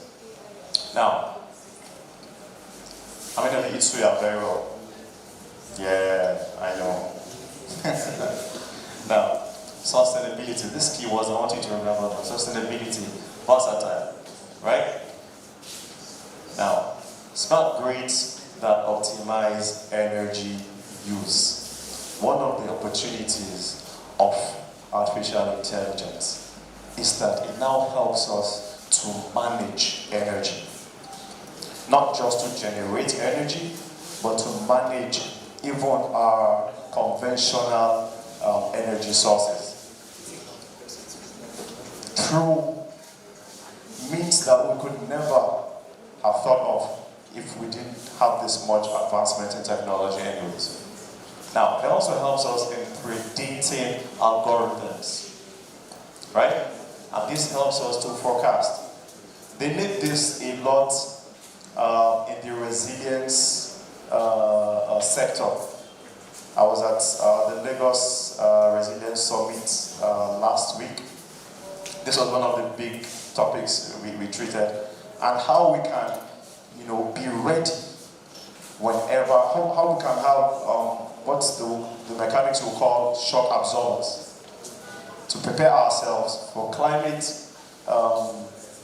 conditions.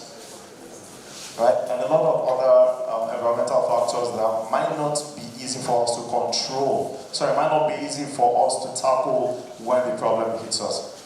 One of the issues we have in Nigeria and in Africa in general, we do not put ourselves, we're not always ready for problems. We only try to solve when the problem has arrived. That is what very few of us are trying to change. I don't see myself going into politics, but if I were to, this is one of the things I'll push for. Put measures in place to prevent, not start running around to cure the problem. Why not prevent it from happening in the first place? Right? This is the solutions that artificial intelligence technology is bringing to the table. Next slide.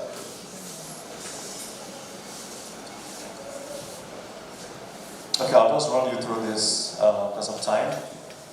And also in the agricultural sector, we have sensors. I said this at a conference in Kigali last month, where I was talking to them about how farmers of the 21st century can modernize, and sort of fortify their farming and make it look attractive. In this part of the climb, we make farming look like a local job.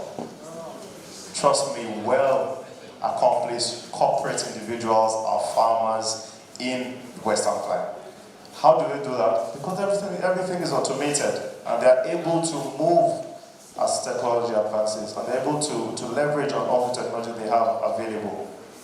And we also have this mentality of, let me see other people do it first.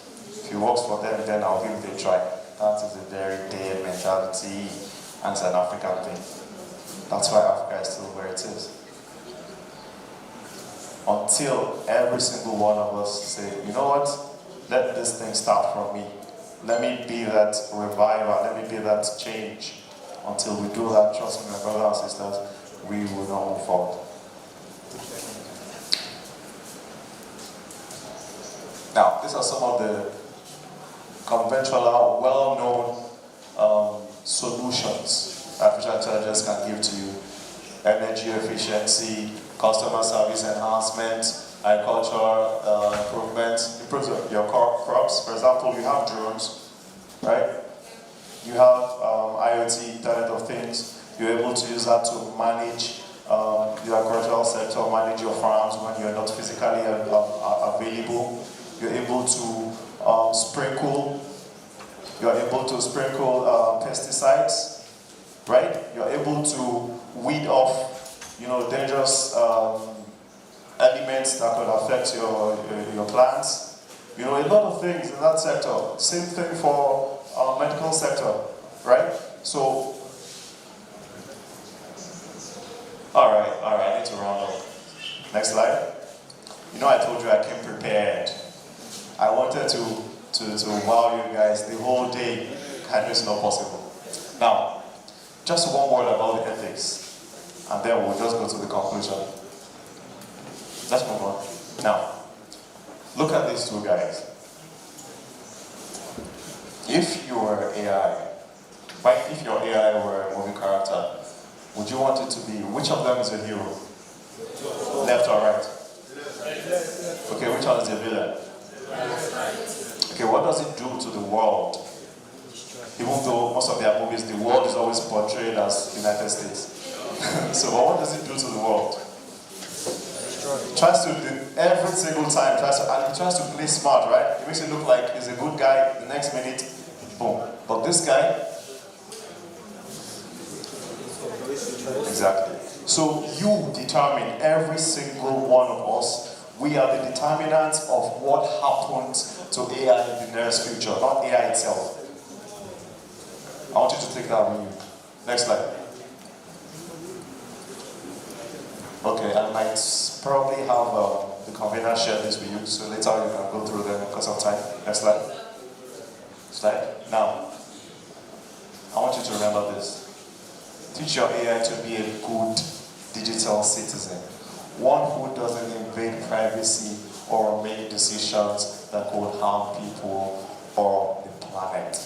We are the learners. We are the ones teaching the machine to do whatever we put into it. Just like the man said, it doesn't just come up with stuff on its own. That's why robots cannot take over the world. Don't worry about those iRobot movies you watch. So it is what we impute that it gives us. So to round up, now everybody has this, saying, word or marble. Remember me for this one. AI is like a weapon. Its use solely depends on who wields it. This gentleman, the police officer, what do you know about them? What's that one thing that one item that identifies them wherever they go to? What? Someone said that, yeah? Beautiful. What's that same weapon you see with the Boko Haram and you're like, oh, I'm in trouble. Same gun. So it doesn't matter who holds it. The gun is not what kills people, like Tupac said. Guns don't kill people. Thank you very much.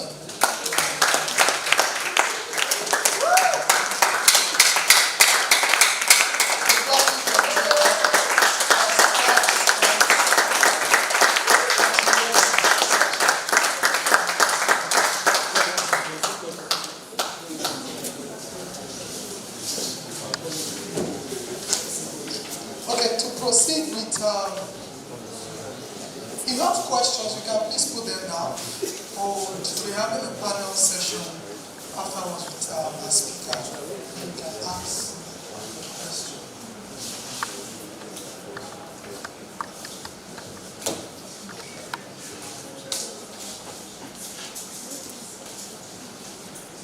So we are at a conference on artificial intelligence technology, or rather, a conference on artificial intelligence technology, put together by the Elite Global AI in partnership with the Edo State Ministry of Digital Economy, Science and Technology, and John Odike Oyego Public Service Academy. Moving forward, we'll be having the keynote session from our convener. So I invite my co-host as we introduce him. Now, this man here is the reason why we are here today. He's committed to young people. He's committed to the growth of artificial intelligence, not just in Edo State, Nigeria, but in Africa. He has a vision to pioneer artificial intelligence to the next stage, to the next level. And when he speaks, you see this vision, you see this passion. In all that he does, you see this passion. Please, I'll be reading out this citation. It's very, very popular to us. I want you to pay attention as we welcome for the next session.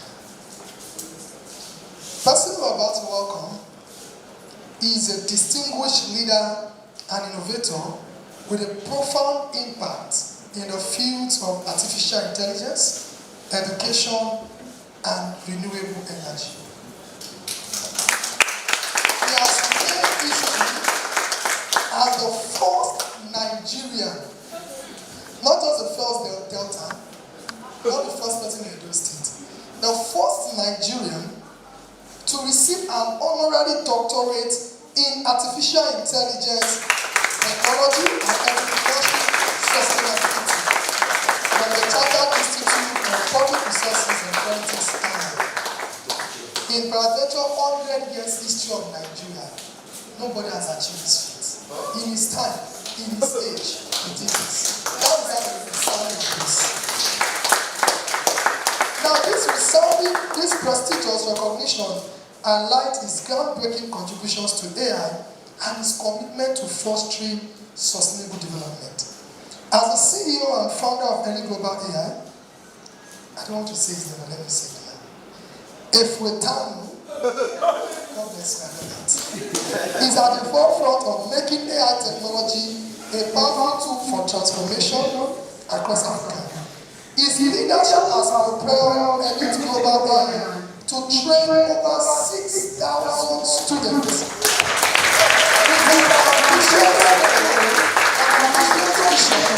of reaching more than 1 million young citizens by 2030.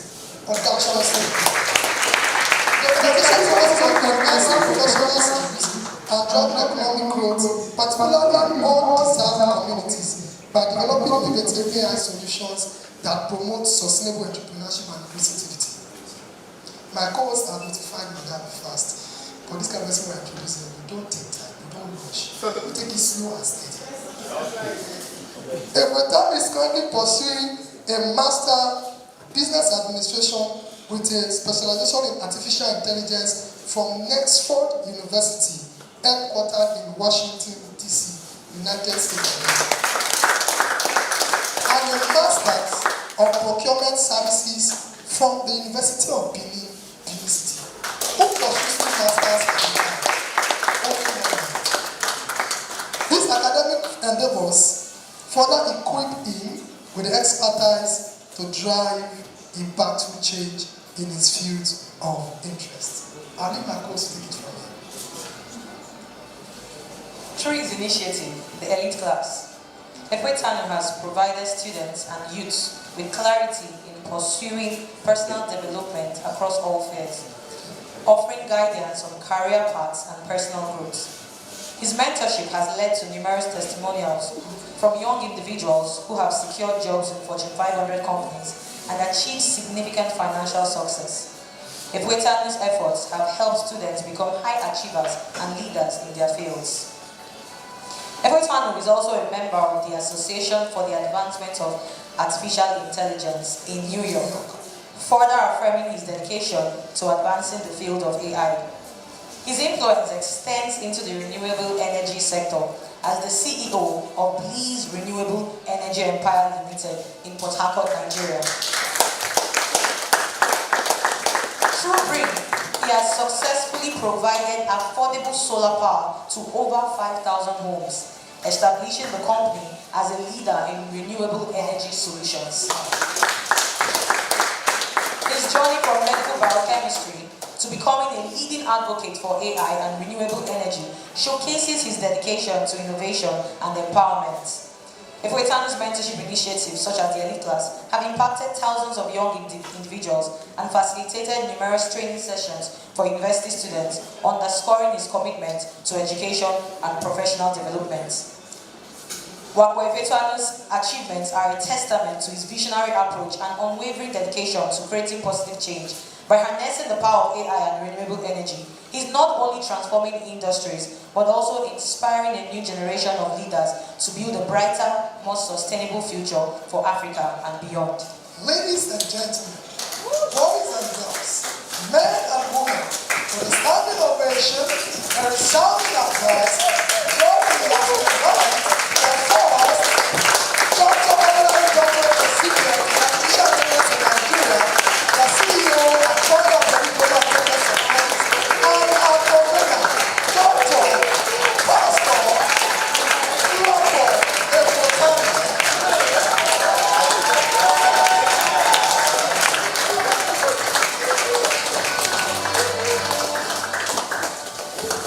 Thank you so much. Thank you so much, guys. Let's get a clap for yourselves. I'm shy. When I read those things, I was wondering if I may be this. So I want to take time, Dr. Palmer. Thank you. Thank you so much. So guys, have you been enlightened today? Yes, sir. Okay, so we're here for one singular purpose. Thank you. I make you feel like Honor himself. so we have one singular purpose. We all love AI. Right? We all see and understand the potential of AI, right? Yeah. And you know, one thing I want you guys to understand, which I am also in the journey of understanding, is that this technology will change the world. Literally. You know, one time we had the steam engine. It was revolutionary. It was general purpose in its application, in its use, and it brought a lot of change to humanity. We had electricity. You know, we had even down to forefathers, where we had fire, and we saw the drastic changes into humanity. Well, guys, make no mistake about it. AI is going to be the new frontier. AI is going to change everything we do, from healthcare to education to schooling to travel, right? To even to the military and to security. AI is going to change the world as we know it. Guys, I always want to be at the forefront of that change. Come on, put your hands up. Yeah. You know, one thing we do at Elite Global is that we are trying not just to be a company that makes profits, but a company that makes people. We're trying to be a company, not just a company that wants to make money, but a company that wants to bring revolutionary and lasting change. Alright? So this is what we're going to do. Today, I want you to write down on your notepads if you have. Tell me something you think you can do with AI. Just anything at all. I know many of us are used to ChatGPT, Meta, we have it on our phones, right? Yeah. Go write something, just tell me anything. You've been able to use AI to do, probably use AI to do an assignment. Maybe you use AI to check who Wakwa Efwetano is, or you use AI to, just write something down.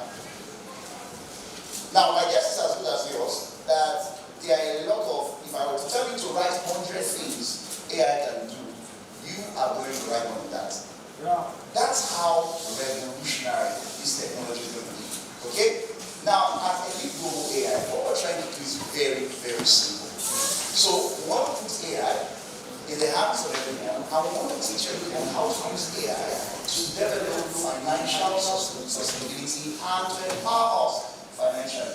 Now, guys, that will problem in Africa. Not just Africa, that will problem in developing countries at large. I would like to call the third world countries because it's derogatory.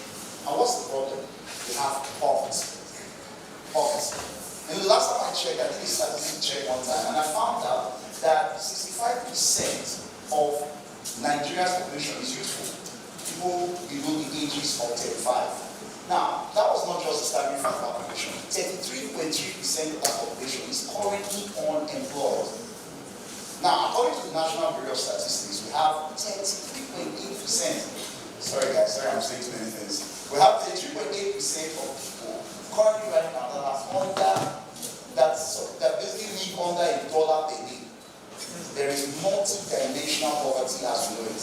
Now, if you go to the northern part of Nigeria, for example, states like Taraba, states like Benue, states like Kano, you have 7 out of every 10 people living below the dollar.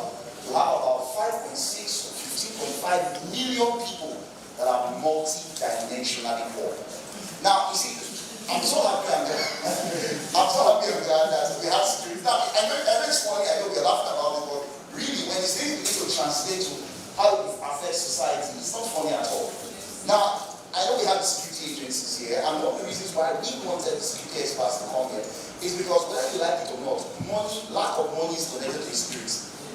Whether you like it or not, poverty, unemployment is the reason why people right now are doing popular cybercrime, as it's called in Nigeria, Yahoo Yahoo.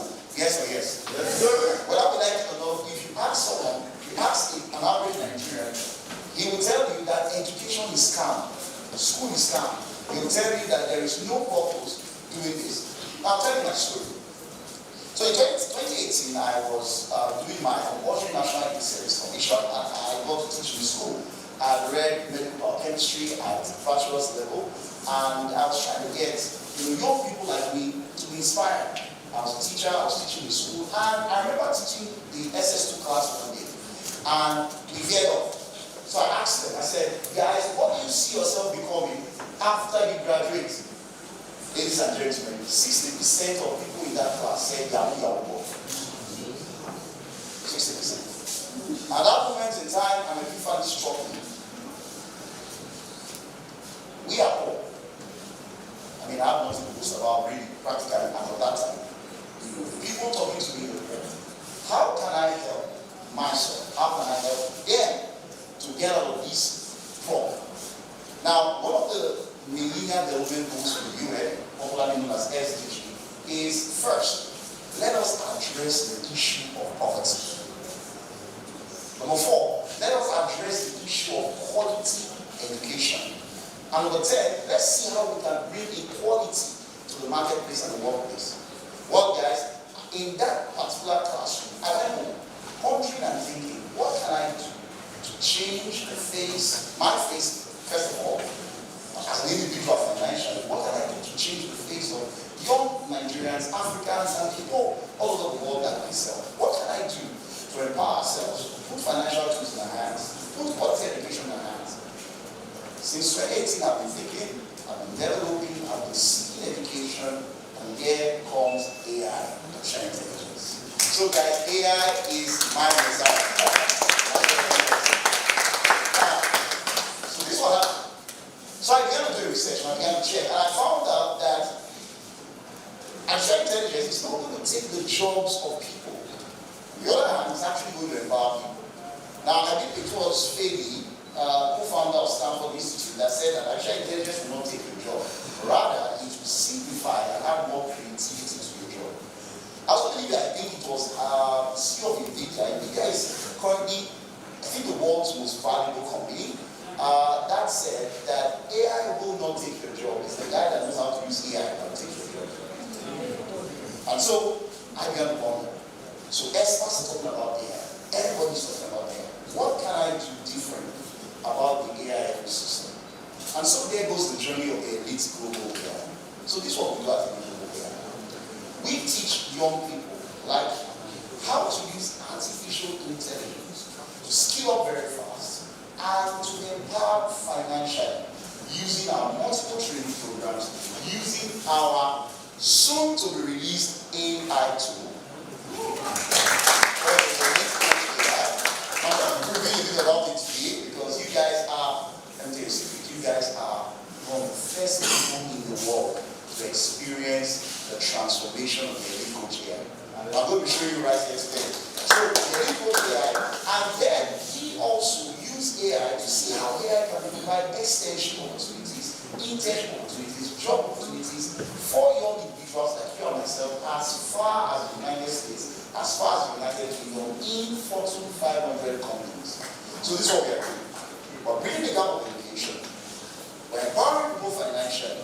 We're connecting them to the jobs, and we're using the power of artificial intelligence. That's what we got in the global AI. So I'll take a look at this now. Let's think everybody believes to be a elite coach AI. So this is what this tool does. So when you get the elite coach AI, it's going to practically skill you up. That's what it's going to do.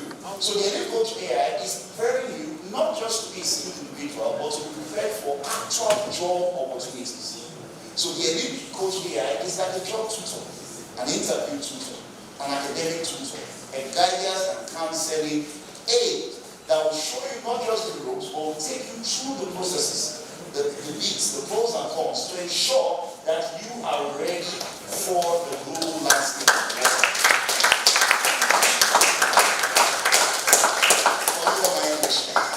Now, if you have used this tool, what this tool will do for you is that it's going to practically show you what you need to learn to get an actual job. And of course, can agree with the fact that sometimes we go to school, but many times when we get to school, it doesn't make us ready for the actual workforce. Some of us can agree with that. Is that true? Have you ever experienced? I know I experienced it. I mean, I went to school and I realized that the learning I got in school was not able to sustain what I got or what jobs needed. So what is going to do is this. They don't teach you what these jobs actually require. Okay? It's now, people talk about the fact that AI is dangerous. I love the way Dr. Kamal puts it. You know, a gun doesn't kill people. It's people that kill people. You know, the truth is this, guys. Technologies are moral. It's neither good or evil. It is how you use technology that determines the application of it, or the use of it, or the benefit of it. So what the coach AI is going to do is that it's going to empower us. It's going to show us that, see, financial empowerment is possible. You can be in Nigeria and you are earning in US dollars. You can be in Nigeria and you get the needed qualification, the needed education to get a job in 400 to 500 companies. You can be in Nigeria and you are not disadvantaged. You can be in Africa and you are not disadvantaged. You can be in a developing country and you are not disadvantaged. You know, I'm so glad for the team at the Elite Global AI. You know, we've been able to provide currently, as of today, extension opportunities for over 500 young people. I recently went through some of our reviews and some of our testimonials from the people we train. I mean, think about Tilda from Zimbabwe, for example. Talk about the fact that how AI has been able to help her work better, become more efficient, and become more productive. I remember Morris Jaffet from Central African Republic that talks about how that Elite Global AI is literally putting money and help in his hands. Guys, Elite Global AI is the future. AI is the future. You are the future. The Elite Coach AI is the future. So join us today and let's build a bridge to make Africa a better place, to make Nigeria a better place, to make your life a better one. And let's get rich while doing so. Thank you.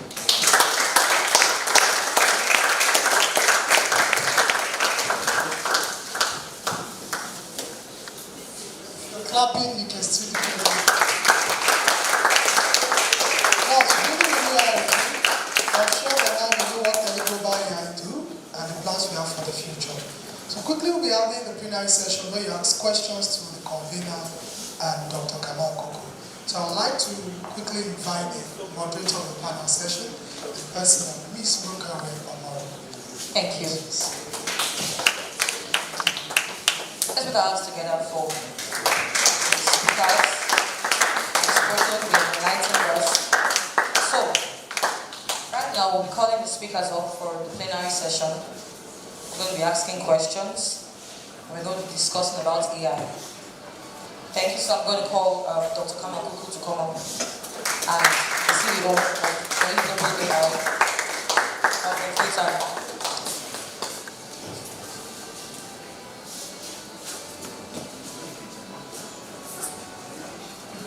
Clapping, please.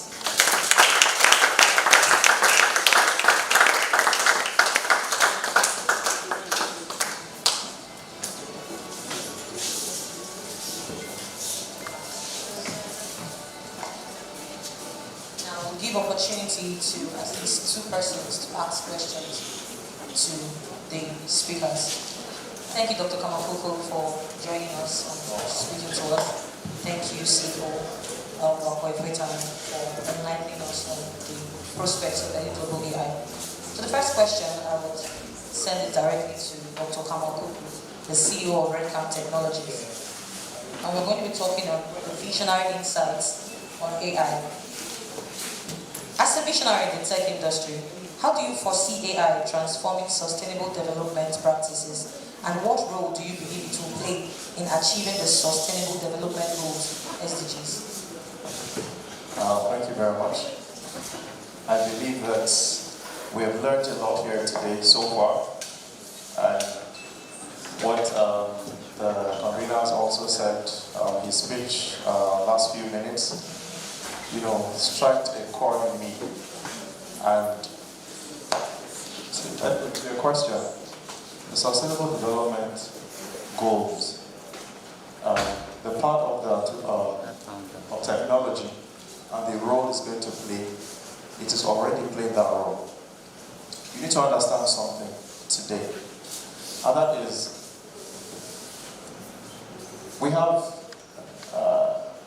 going back to history, right? We have about, I would say, 20 years.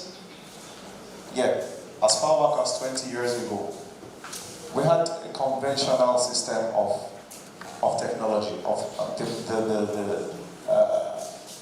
what we understood technology to be about 20 years ago. And we cannot say the same for today. And that's not because it just, metamorphosed over all of a sudden. No. It happened because people continue to research. So the key goal here is, as long as researchers do not stop, advancement will always, there will always be a way to pave the way for more advancement. Now that's one. Secondly, knowledge. So there's nothing you cannot achieve if you continue to upskill and continue to add more knowledge to what you have. The last guy here, I keep referring to most of the things he said because he literally picked out a lot of active things that I also wanted to share. And he talked about how God created us and then he stopped. And he gave us the enabling environment and the resources available for us to now pick it up from there and take it a step further, which is why we're here today. And so people sat down and said, for example, the United Nations, while I was there during the conference recently, they said something about how development goals are not unique to any particular region or continent in the world, right? Yes. So, to wrap up, what I would say and what you should take away from this is that knowledge number one, upskilling number two, the will to continue to better ourselves and better environments number three. Thank you very much.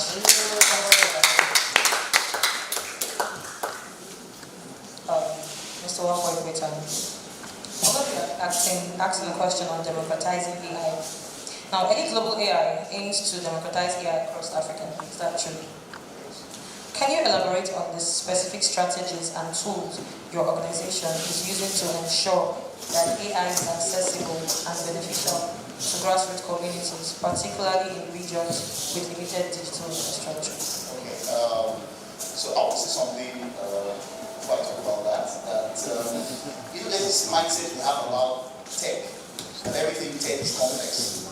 Everything tech is, if I don't have programming knowledge or I don't have technical knowledge, then maybe AI is not for me. Well, the truth is this, guys, AI is, think AI, think everything. Alright? There are different fields in AI. For example, you can be an AI consultant, you can be an AI influencer, you can be an AI writer, and many of these fields don't need to be so technical to get into those fields. Okay?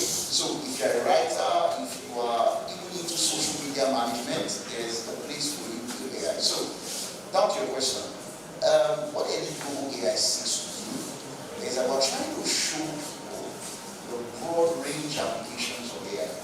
And one of the ways we're doing this is through our education program. So like Dr. Kama said, you need to upskill, you need to learn, you need to get into believe that's what everybody here should do. So for example, what is generative AI? Everybody should know that, right? We know our conversational interfaces like ChatGPT, there's this one on WhatsApp, right? Exactly. All right, and this is, so guys, let's get involved in these things, okay? You don't need to be so technical. You don't have to go so technical. So that's what we're trying to do. So make it less technical, and everybody will use it. Thank you very much. Please put your hands together.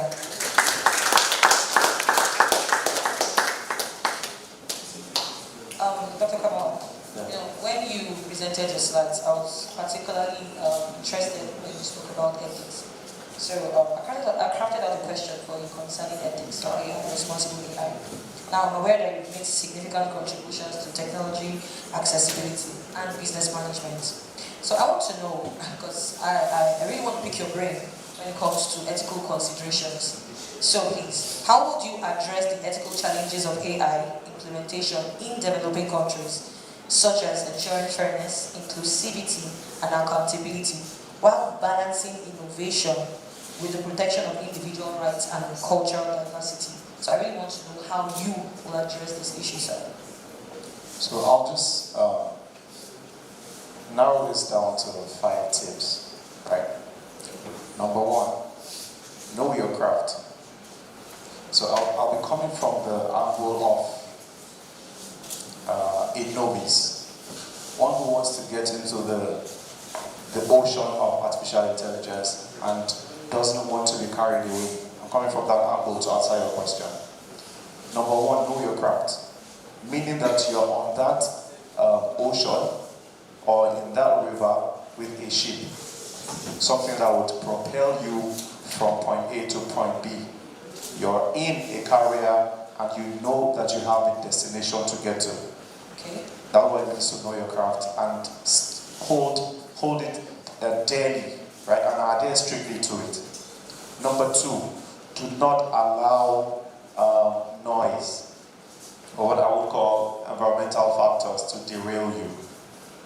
That has happened to a lot of young tech guys in the US. I met one personally, and now he's being investigated because he's one of those that took deep fake to a very, very high level. You guys know deep fake? Yes. Where you, I don't want to talk too much about it, but then something like that is fun to some people. But we need to know that there always has to be a line. And when you are going overboard, then it becomes a problem. It's been investigated because he tried this with a celebrity and he tried to put out a content that was against that celebrity's ethics. Now he's going to get himself in trouble for that. Number 3, when you are strictly adhering to the rules, right? Every single entity has ethics around it. Whether our religious connotations, whether political, right? Now the ethics around it tells you that there are certain things that are don'ts. So when you do those don'ts, you're crossing the line. So sticking strictly to it, and then when you are done with that, you try to get as much collaboration and support as possible. No man is an island. You cannot survive alone. And if we're being strict about the AI ocean, I call it ocean because of how deep it is, right? Doctor just said something now about so many career paths that you can even venture into within the AI space. Not to now talk of the tech space, which is even way wider, right? I'm also into cybersecurity, and when I got into it, I realized that there are so many areas in it that are even way more technical than I can even imagine. Because I didn't start my career with IT. To shock you that my first degree was in microbiology. So you see that transition, right? So the last point to wrap up is always have somebody you run back to. Have a mentor. Have someone that will advise, that will teach you, okay, this is how we do it. So whenever you're crossing the line, when you're having a problem, whether it is about your skills, whether it's about the real life, whether it's about transitioning to another profession, you always run back to those. And don't be afraid to have multiple mentors. It's not prostitution where you say you stick to one, or cheating where you say you stick to one partner. You can have multiple mentors. That guy is laughing. I understand. All right, so thank you. Thank you very much. Please put your hands together. I hope we're all learning. I hope we're all learning. Now, if you have a question to ask, so we can round this up, I just want you to stand at this corner. Just 2 persons, please. Just have a question, just stand this level and take your question. So, just a final question to you, sir. Now, you spoke on AI for economic growth, and that's one of the frontiers of the elite global AI. So, I want to know, sir, as well as everybody here, how does the elite global AI plan to leverage AI to drive economic growth and financial inclusion in developing countries? What role do you see AI playing in overcoming the economic challenges faced by these regions? The first thing I think AI will do is AI will give, especially people in developing countries, an advantage. But there's a great divide to cross. Okay? It will bring in a lot of equality, to bring in a lot of human capital development. In fact, I feel that's what there's something called AI infusion, where what organizations are already doing, where they see how AI can help marketers, AI can help the sales team, AI can help those that are even the copywriters, and practically all throughout the organogram of that organization. So this one needs to be, okay, we need to start talking about the fact that AI can be used responsibly. Okay? Yes. AI can be diversified. Okay? AI can help. For example, I was in a conference in Lagos University, and the conversation was around the fact that students use AI to cheat. And one of the speakers there, 12 bounces by Chancellor of Lagos, you said that, listen, even if AI can be used for that, AI can also be used to save time. AI can be used to guide students' assessments. So I believe that that's what the elite global AI is positioned to do. Let's show people how to use AI. Thank you very much. Thank you very much. So, I believe we have some questions now. Okay, 3 questions. All right. Just have 1 minute for the question. Okay, thank you very much. Good morning, everybody. Okay, so in an ocean of all this AI-driven work, like we have data analysis, we have cybersecurity, and all. Somebody like us, people like we, staying in a country like Nigeria, I want to know, because it's hitting my mind from different angles, because it seems like it's only out there you get jobs. After you get the skill and everything, it's only out there. Is there no job, like, must it be out there, like outside the country, before you can get a good paid job in AI? No, I'm directing the question to both of them. I think that's the batting to go to. Let me go first. Well, no. Right? You can always get jobs here, and what I would say is that there's information gap and intelligence gap. That's one of the things we're suffering from. You know, there are lots of remote jobs within Nigeria that so many people don't even know about. Right? Now, I think AI, a lot of people, when I was talking to them about this conference, were like, okay, what's it about?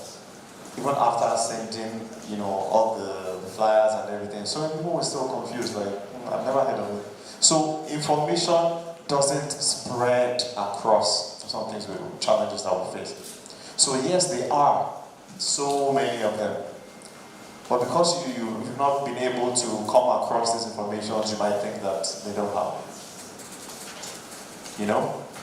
So, how best do you want that, do you want to utilize that skill that you have?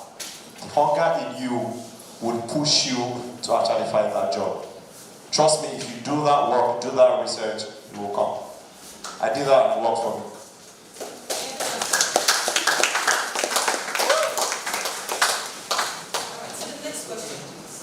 Let me just add to that. We're currently recruiting the elite people here, so their jobs. It's me after. You will even get to after this conference. And to add to that, depends on the skills you have. Redcam Technologies is very critical too.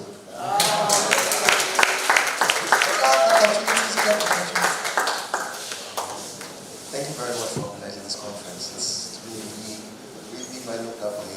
My name is Aditi Kendulabo, and my question is to how dilution of skills and information would now be addressed with such tools. So see now anyone can become a content writer, become a data analyst, just by getting to take the course or getting to utilize AI tools. Where's the fine line between expertise, getting to actually understand and know the creativity behind these things, and being able to now just do tasks just because they have AI job? So that's the first question. The second would be, excuse me. Thank you. So I'll just go with that. Okay, when it comes to job dilution, like you said, skill dilution, let me look at Kamal's words, evolution. It's true you can be good at these things, but I mean, people now in the black world that said, once you do this thing 10,000 times, then you cannot get called a master at it. Because Kamal mentioned something about the law of repetition. Alright, so it is, guys, as much as there are a lot of things you can become, alright, you have to gain mastery. Alright, mastery is what companies are looking for. Mastery is what professionals are looking for. So this will advise young people like yourself. Before you want to dilute, ensure you are concentrated first. Alright, so that's.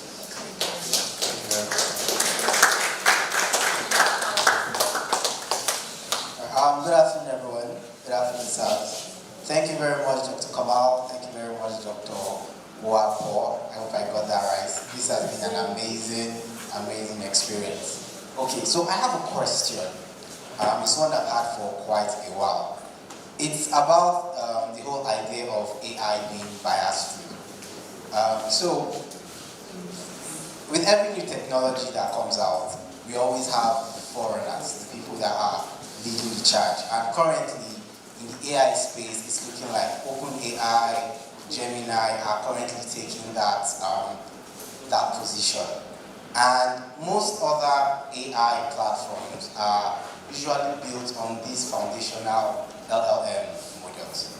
So my question is, if we need data, and we need bias-free data to have a bias-free AI, knowing that creating LLMs costs quite a bit and takes very, very intense technical skills that is in short demand right now, is it possible to have bias-free AI? And if it is possible, what would it cost? Because after a couple of years, the rest of us will be playing catch-up. You know, like how Google is and social media and all. So is it possible to have bias-free AI, and what would it cost? Thank you, sir. So globally, we're at a crossroad. And as a global peace ambassador, I can tell you this for free, that a lot of politics is being played around the whole thing at the moment, right? You know what Microsoft is trying to do, you know, with the Copilot thing? They're trying to shut out every single means of Google interference on their products, on their services. So, bias is a word. If you go think about the word from the academic angle, it's a word that is strongly tied to artificial intelligence in the general global space. And as long as it continues like this, look, the United Nations, they have little or no power. And as such, the taxpayers' monies that they get to sponsor some of these things, and the big donors, right, amongst the international organizations, they call the shots because they have the checks. So it's a problem, it's a challenge we're facing at the moment. That is why I'm going to a conference tomorrow in Ghana. It's a diaspora conference for African CEOs, trying to see how we can break that jinx and be autonomous and do our own thing. I'm really impressed by what I just saw now. You know, what Doctor is trying to do with the, until we start to provide solutions like this, trust me, we won't make any progress. So that is the dilemma, that is the global issue that we're facing at the moment. And this is the actual global challenge, not the global warming like he's talking about.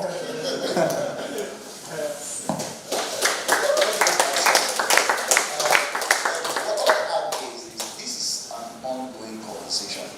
And the way I see it, it's also an opportunity. It is a challenge and an opportunity. We need to get into ethical discussions. And this is to also see this. That is another area in itself where young minds, all of us here, we can begin to interact with the area of AI ethics. It's also part of the quote, non-technical areas of AI that we and the elite global AI are also trying to democratize. So that's what I want to add to. Thank you. When Dr. Kamal came up the first time, he said something about being hungry. But there's a young man who's raising his hand to ask the question, so I'll just give him the microphone.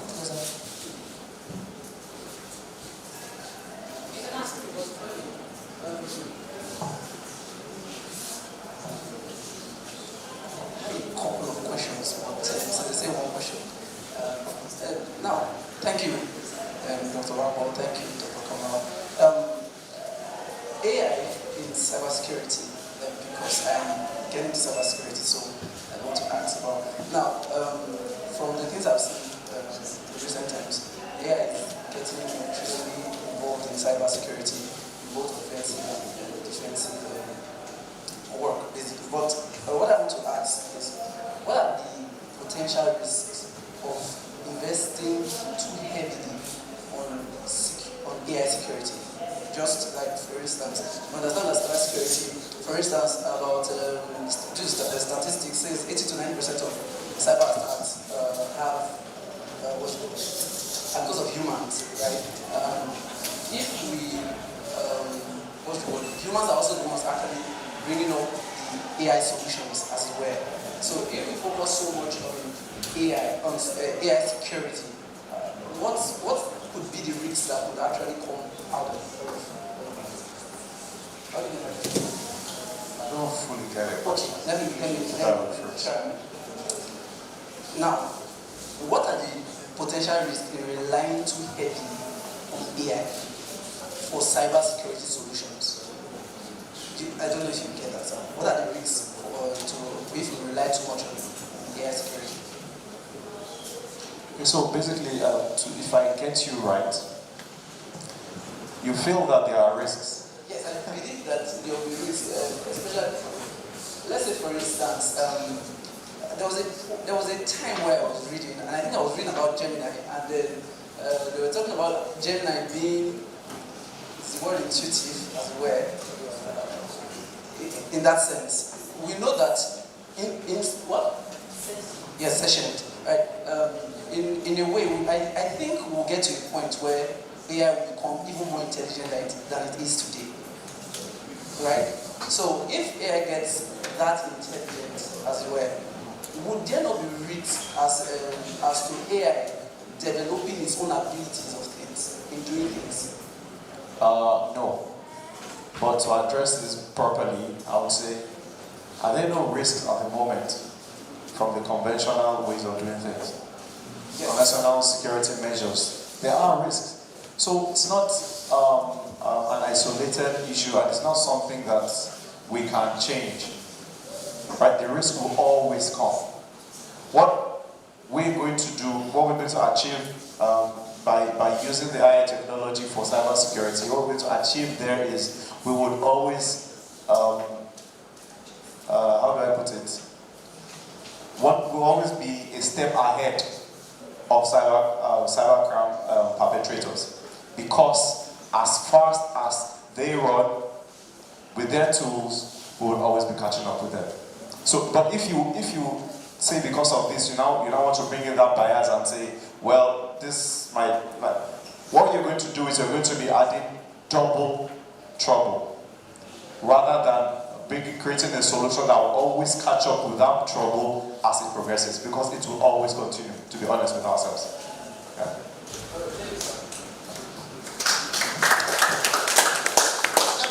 If the good guys don't do AI, the bad guys will. And the bad guys are getting really smart. And so it's a call to action, really. We need more good guys telling the story about artificial intelligence. Because there's some conversations that we have recently with security experts, so because we do systems for shares.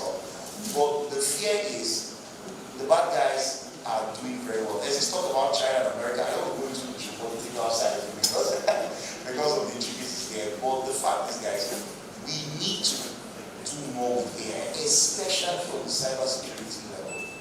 Because if we don't, and we leave that narrative to the bad guys, then we're going to trickle. Thank you very much. I want to put us together. As we come to the end of this panel discussion, just want to know your closing thoughts. So everyone here, just speak to what exactly do you want them to take home from you? Something practical, something that they would always remember about what you said during the panel discussion at this conference. So please, if you could share in just a minute. All right, so just to wrap this up, I'm an entrepreneur. And that entrepreneurial spirit led me to stop seeking for jobs. And I said to myself, I want to be a creator of jobs. I stopped seeking for help. And I said to myself, I want to identify problems and I want to provide solutions to those problems. You need to change your narrative. Forget the narrative of the world, forget the narrative of the country or the community that you belong into. Change your own narrative. Inspire someone. Do something that people would remember you for. These are the things that get the great people to where they are today. I'm privileged to be sitting beside one of the great people.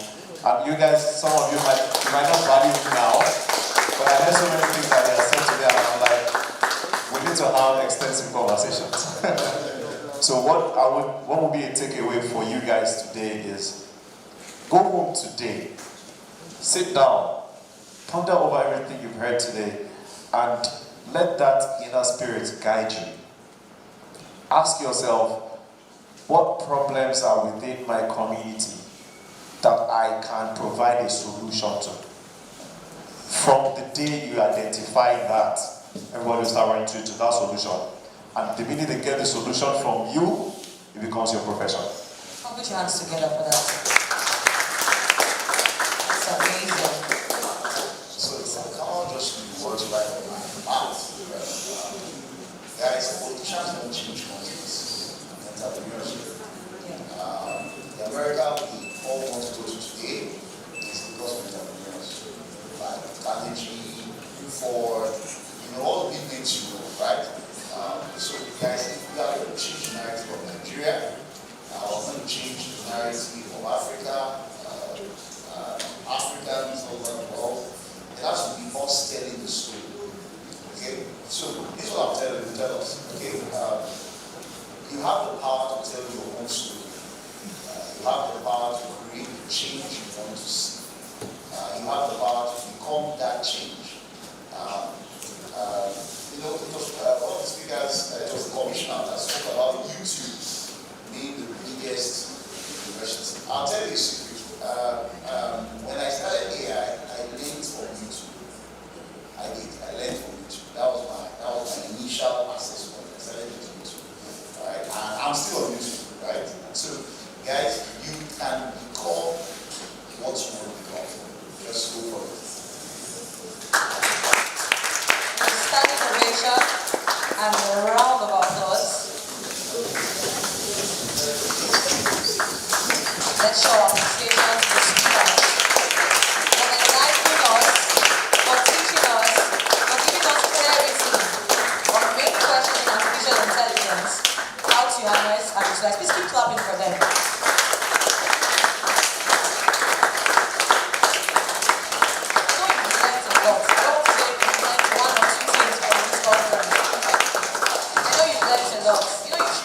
Social media. Also, knowledge learned should be used, alright? So you will make what you've learned practical. Let's take our seats, please. We'll be done with GP. So I'm going to invite our co-host. Everybody, I trust you're learning a lot. I've learned so much. I think the take home from this seminary session is that AI will change the future. AI is not here to take your job, but it's here to improve your job. AI will not take your job. The young man who knows how to use AI will take the job. So we should give our panelists another resounding applause. Shortly we have our presentation to our panelists for doing a great job as well. We see.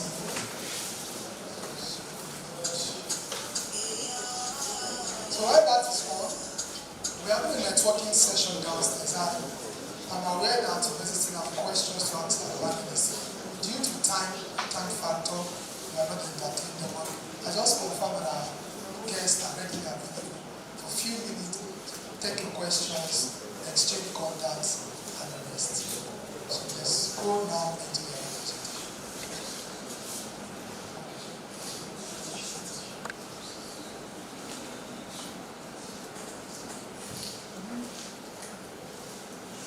May I please invite Dr. Kamal Kuku?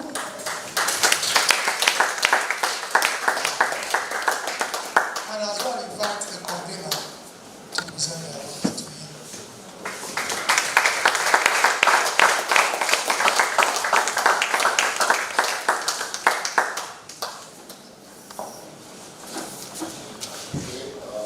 Dr. Kamal, thank you so much for the honor. Thank you so much. I would say thank you, Doctor. Thank you, Doctor. This is an award presented from the Elite Global Intelligence Technologies to you for participating at the conference on artificial intelligence CAT 2024 in those states.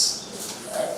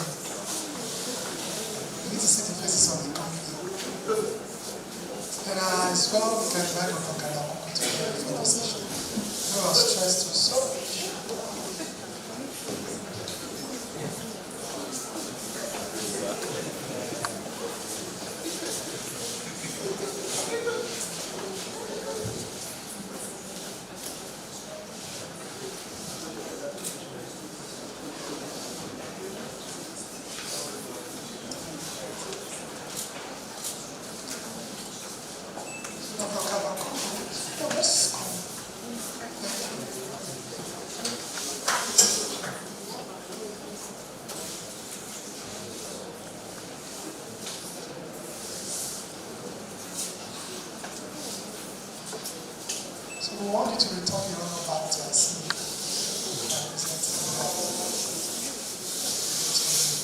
He has led the staff successfully to host this 2 months old, and I've done amazingly well. Hosted a conference, partnered with government institutions. No way things like that happen in quite a very, very accurate short time. It's all due to his leadership as a CEO of the company.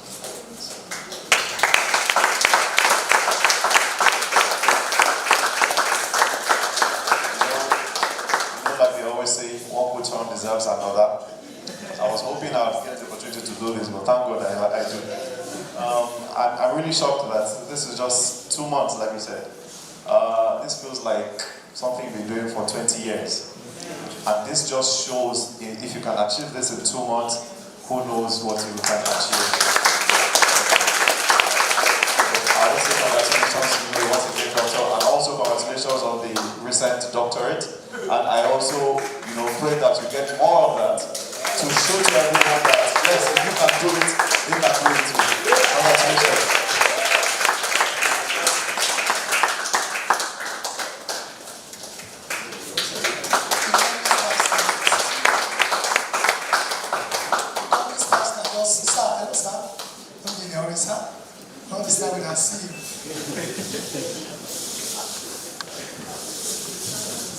The tallest man.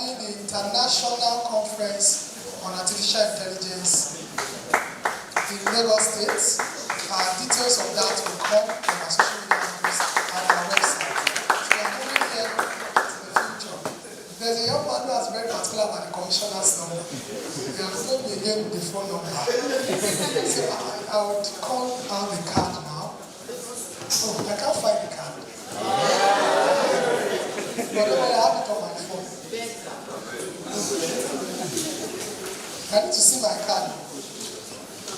And where is it? Oh wow, he has even called. Just called me recently. So we go, please, when you get contact like this, I trust that we are very, very mature people. The contact should be for networking. You know where I'm going into for networking only. 080 35 77. Thank you so much. I'm not done with it. Okay, that's true. 25. How much we pay for that? 080 35. These people. I was streaming. Stand here. They should not come and add commissioners master. Thank you, Mr. CEO. Thank you, Mr. CEO. So, when you have the pictures, post online that you attended a conference.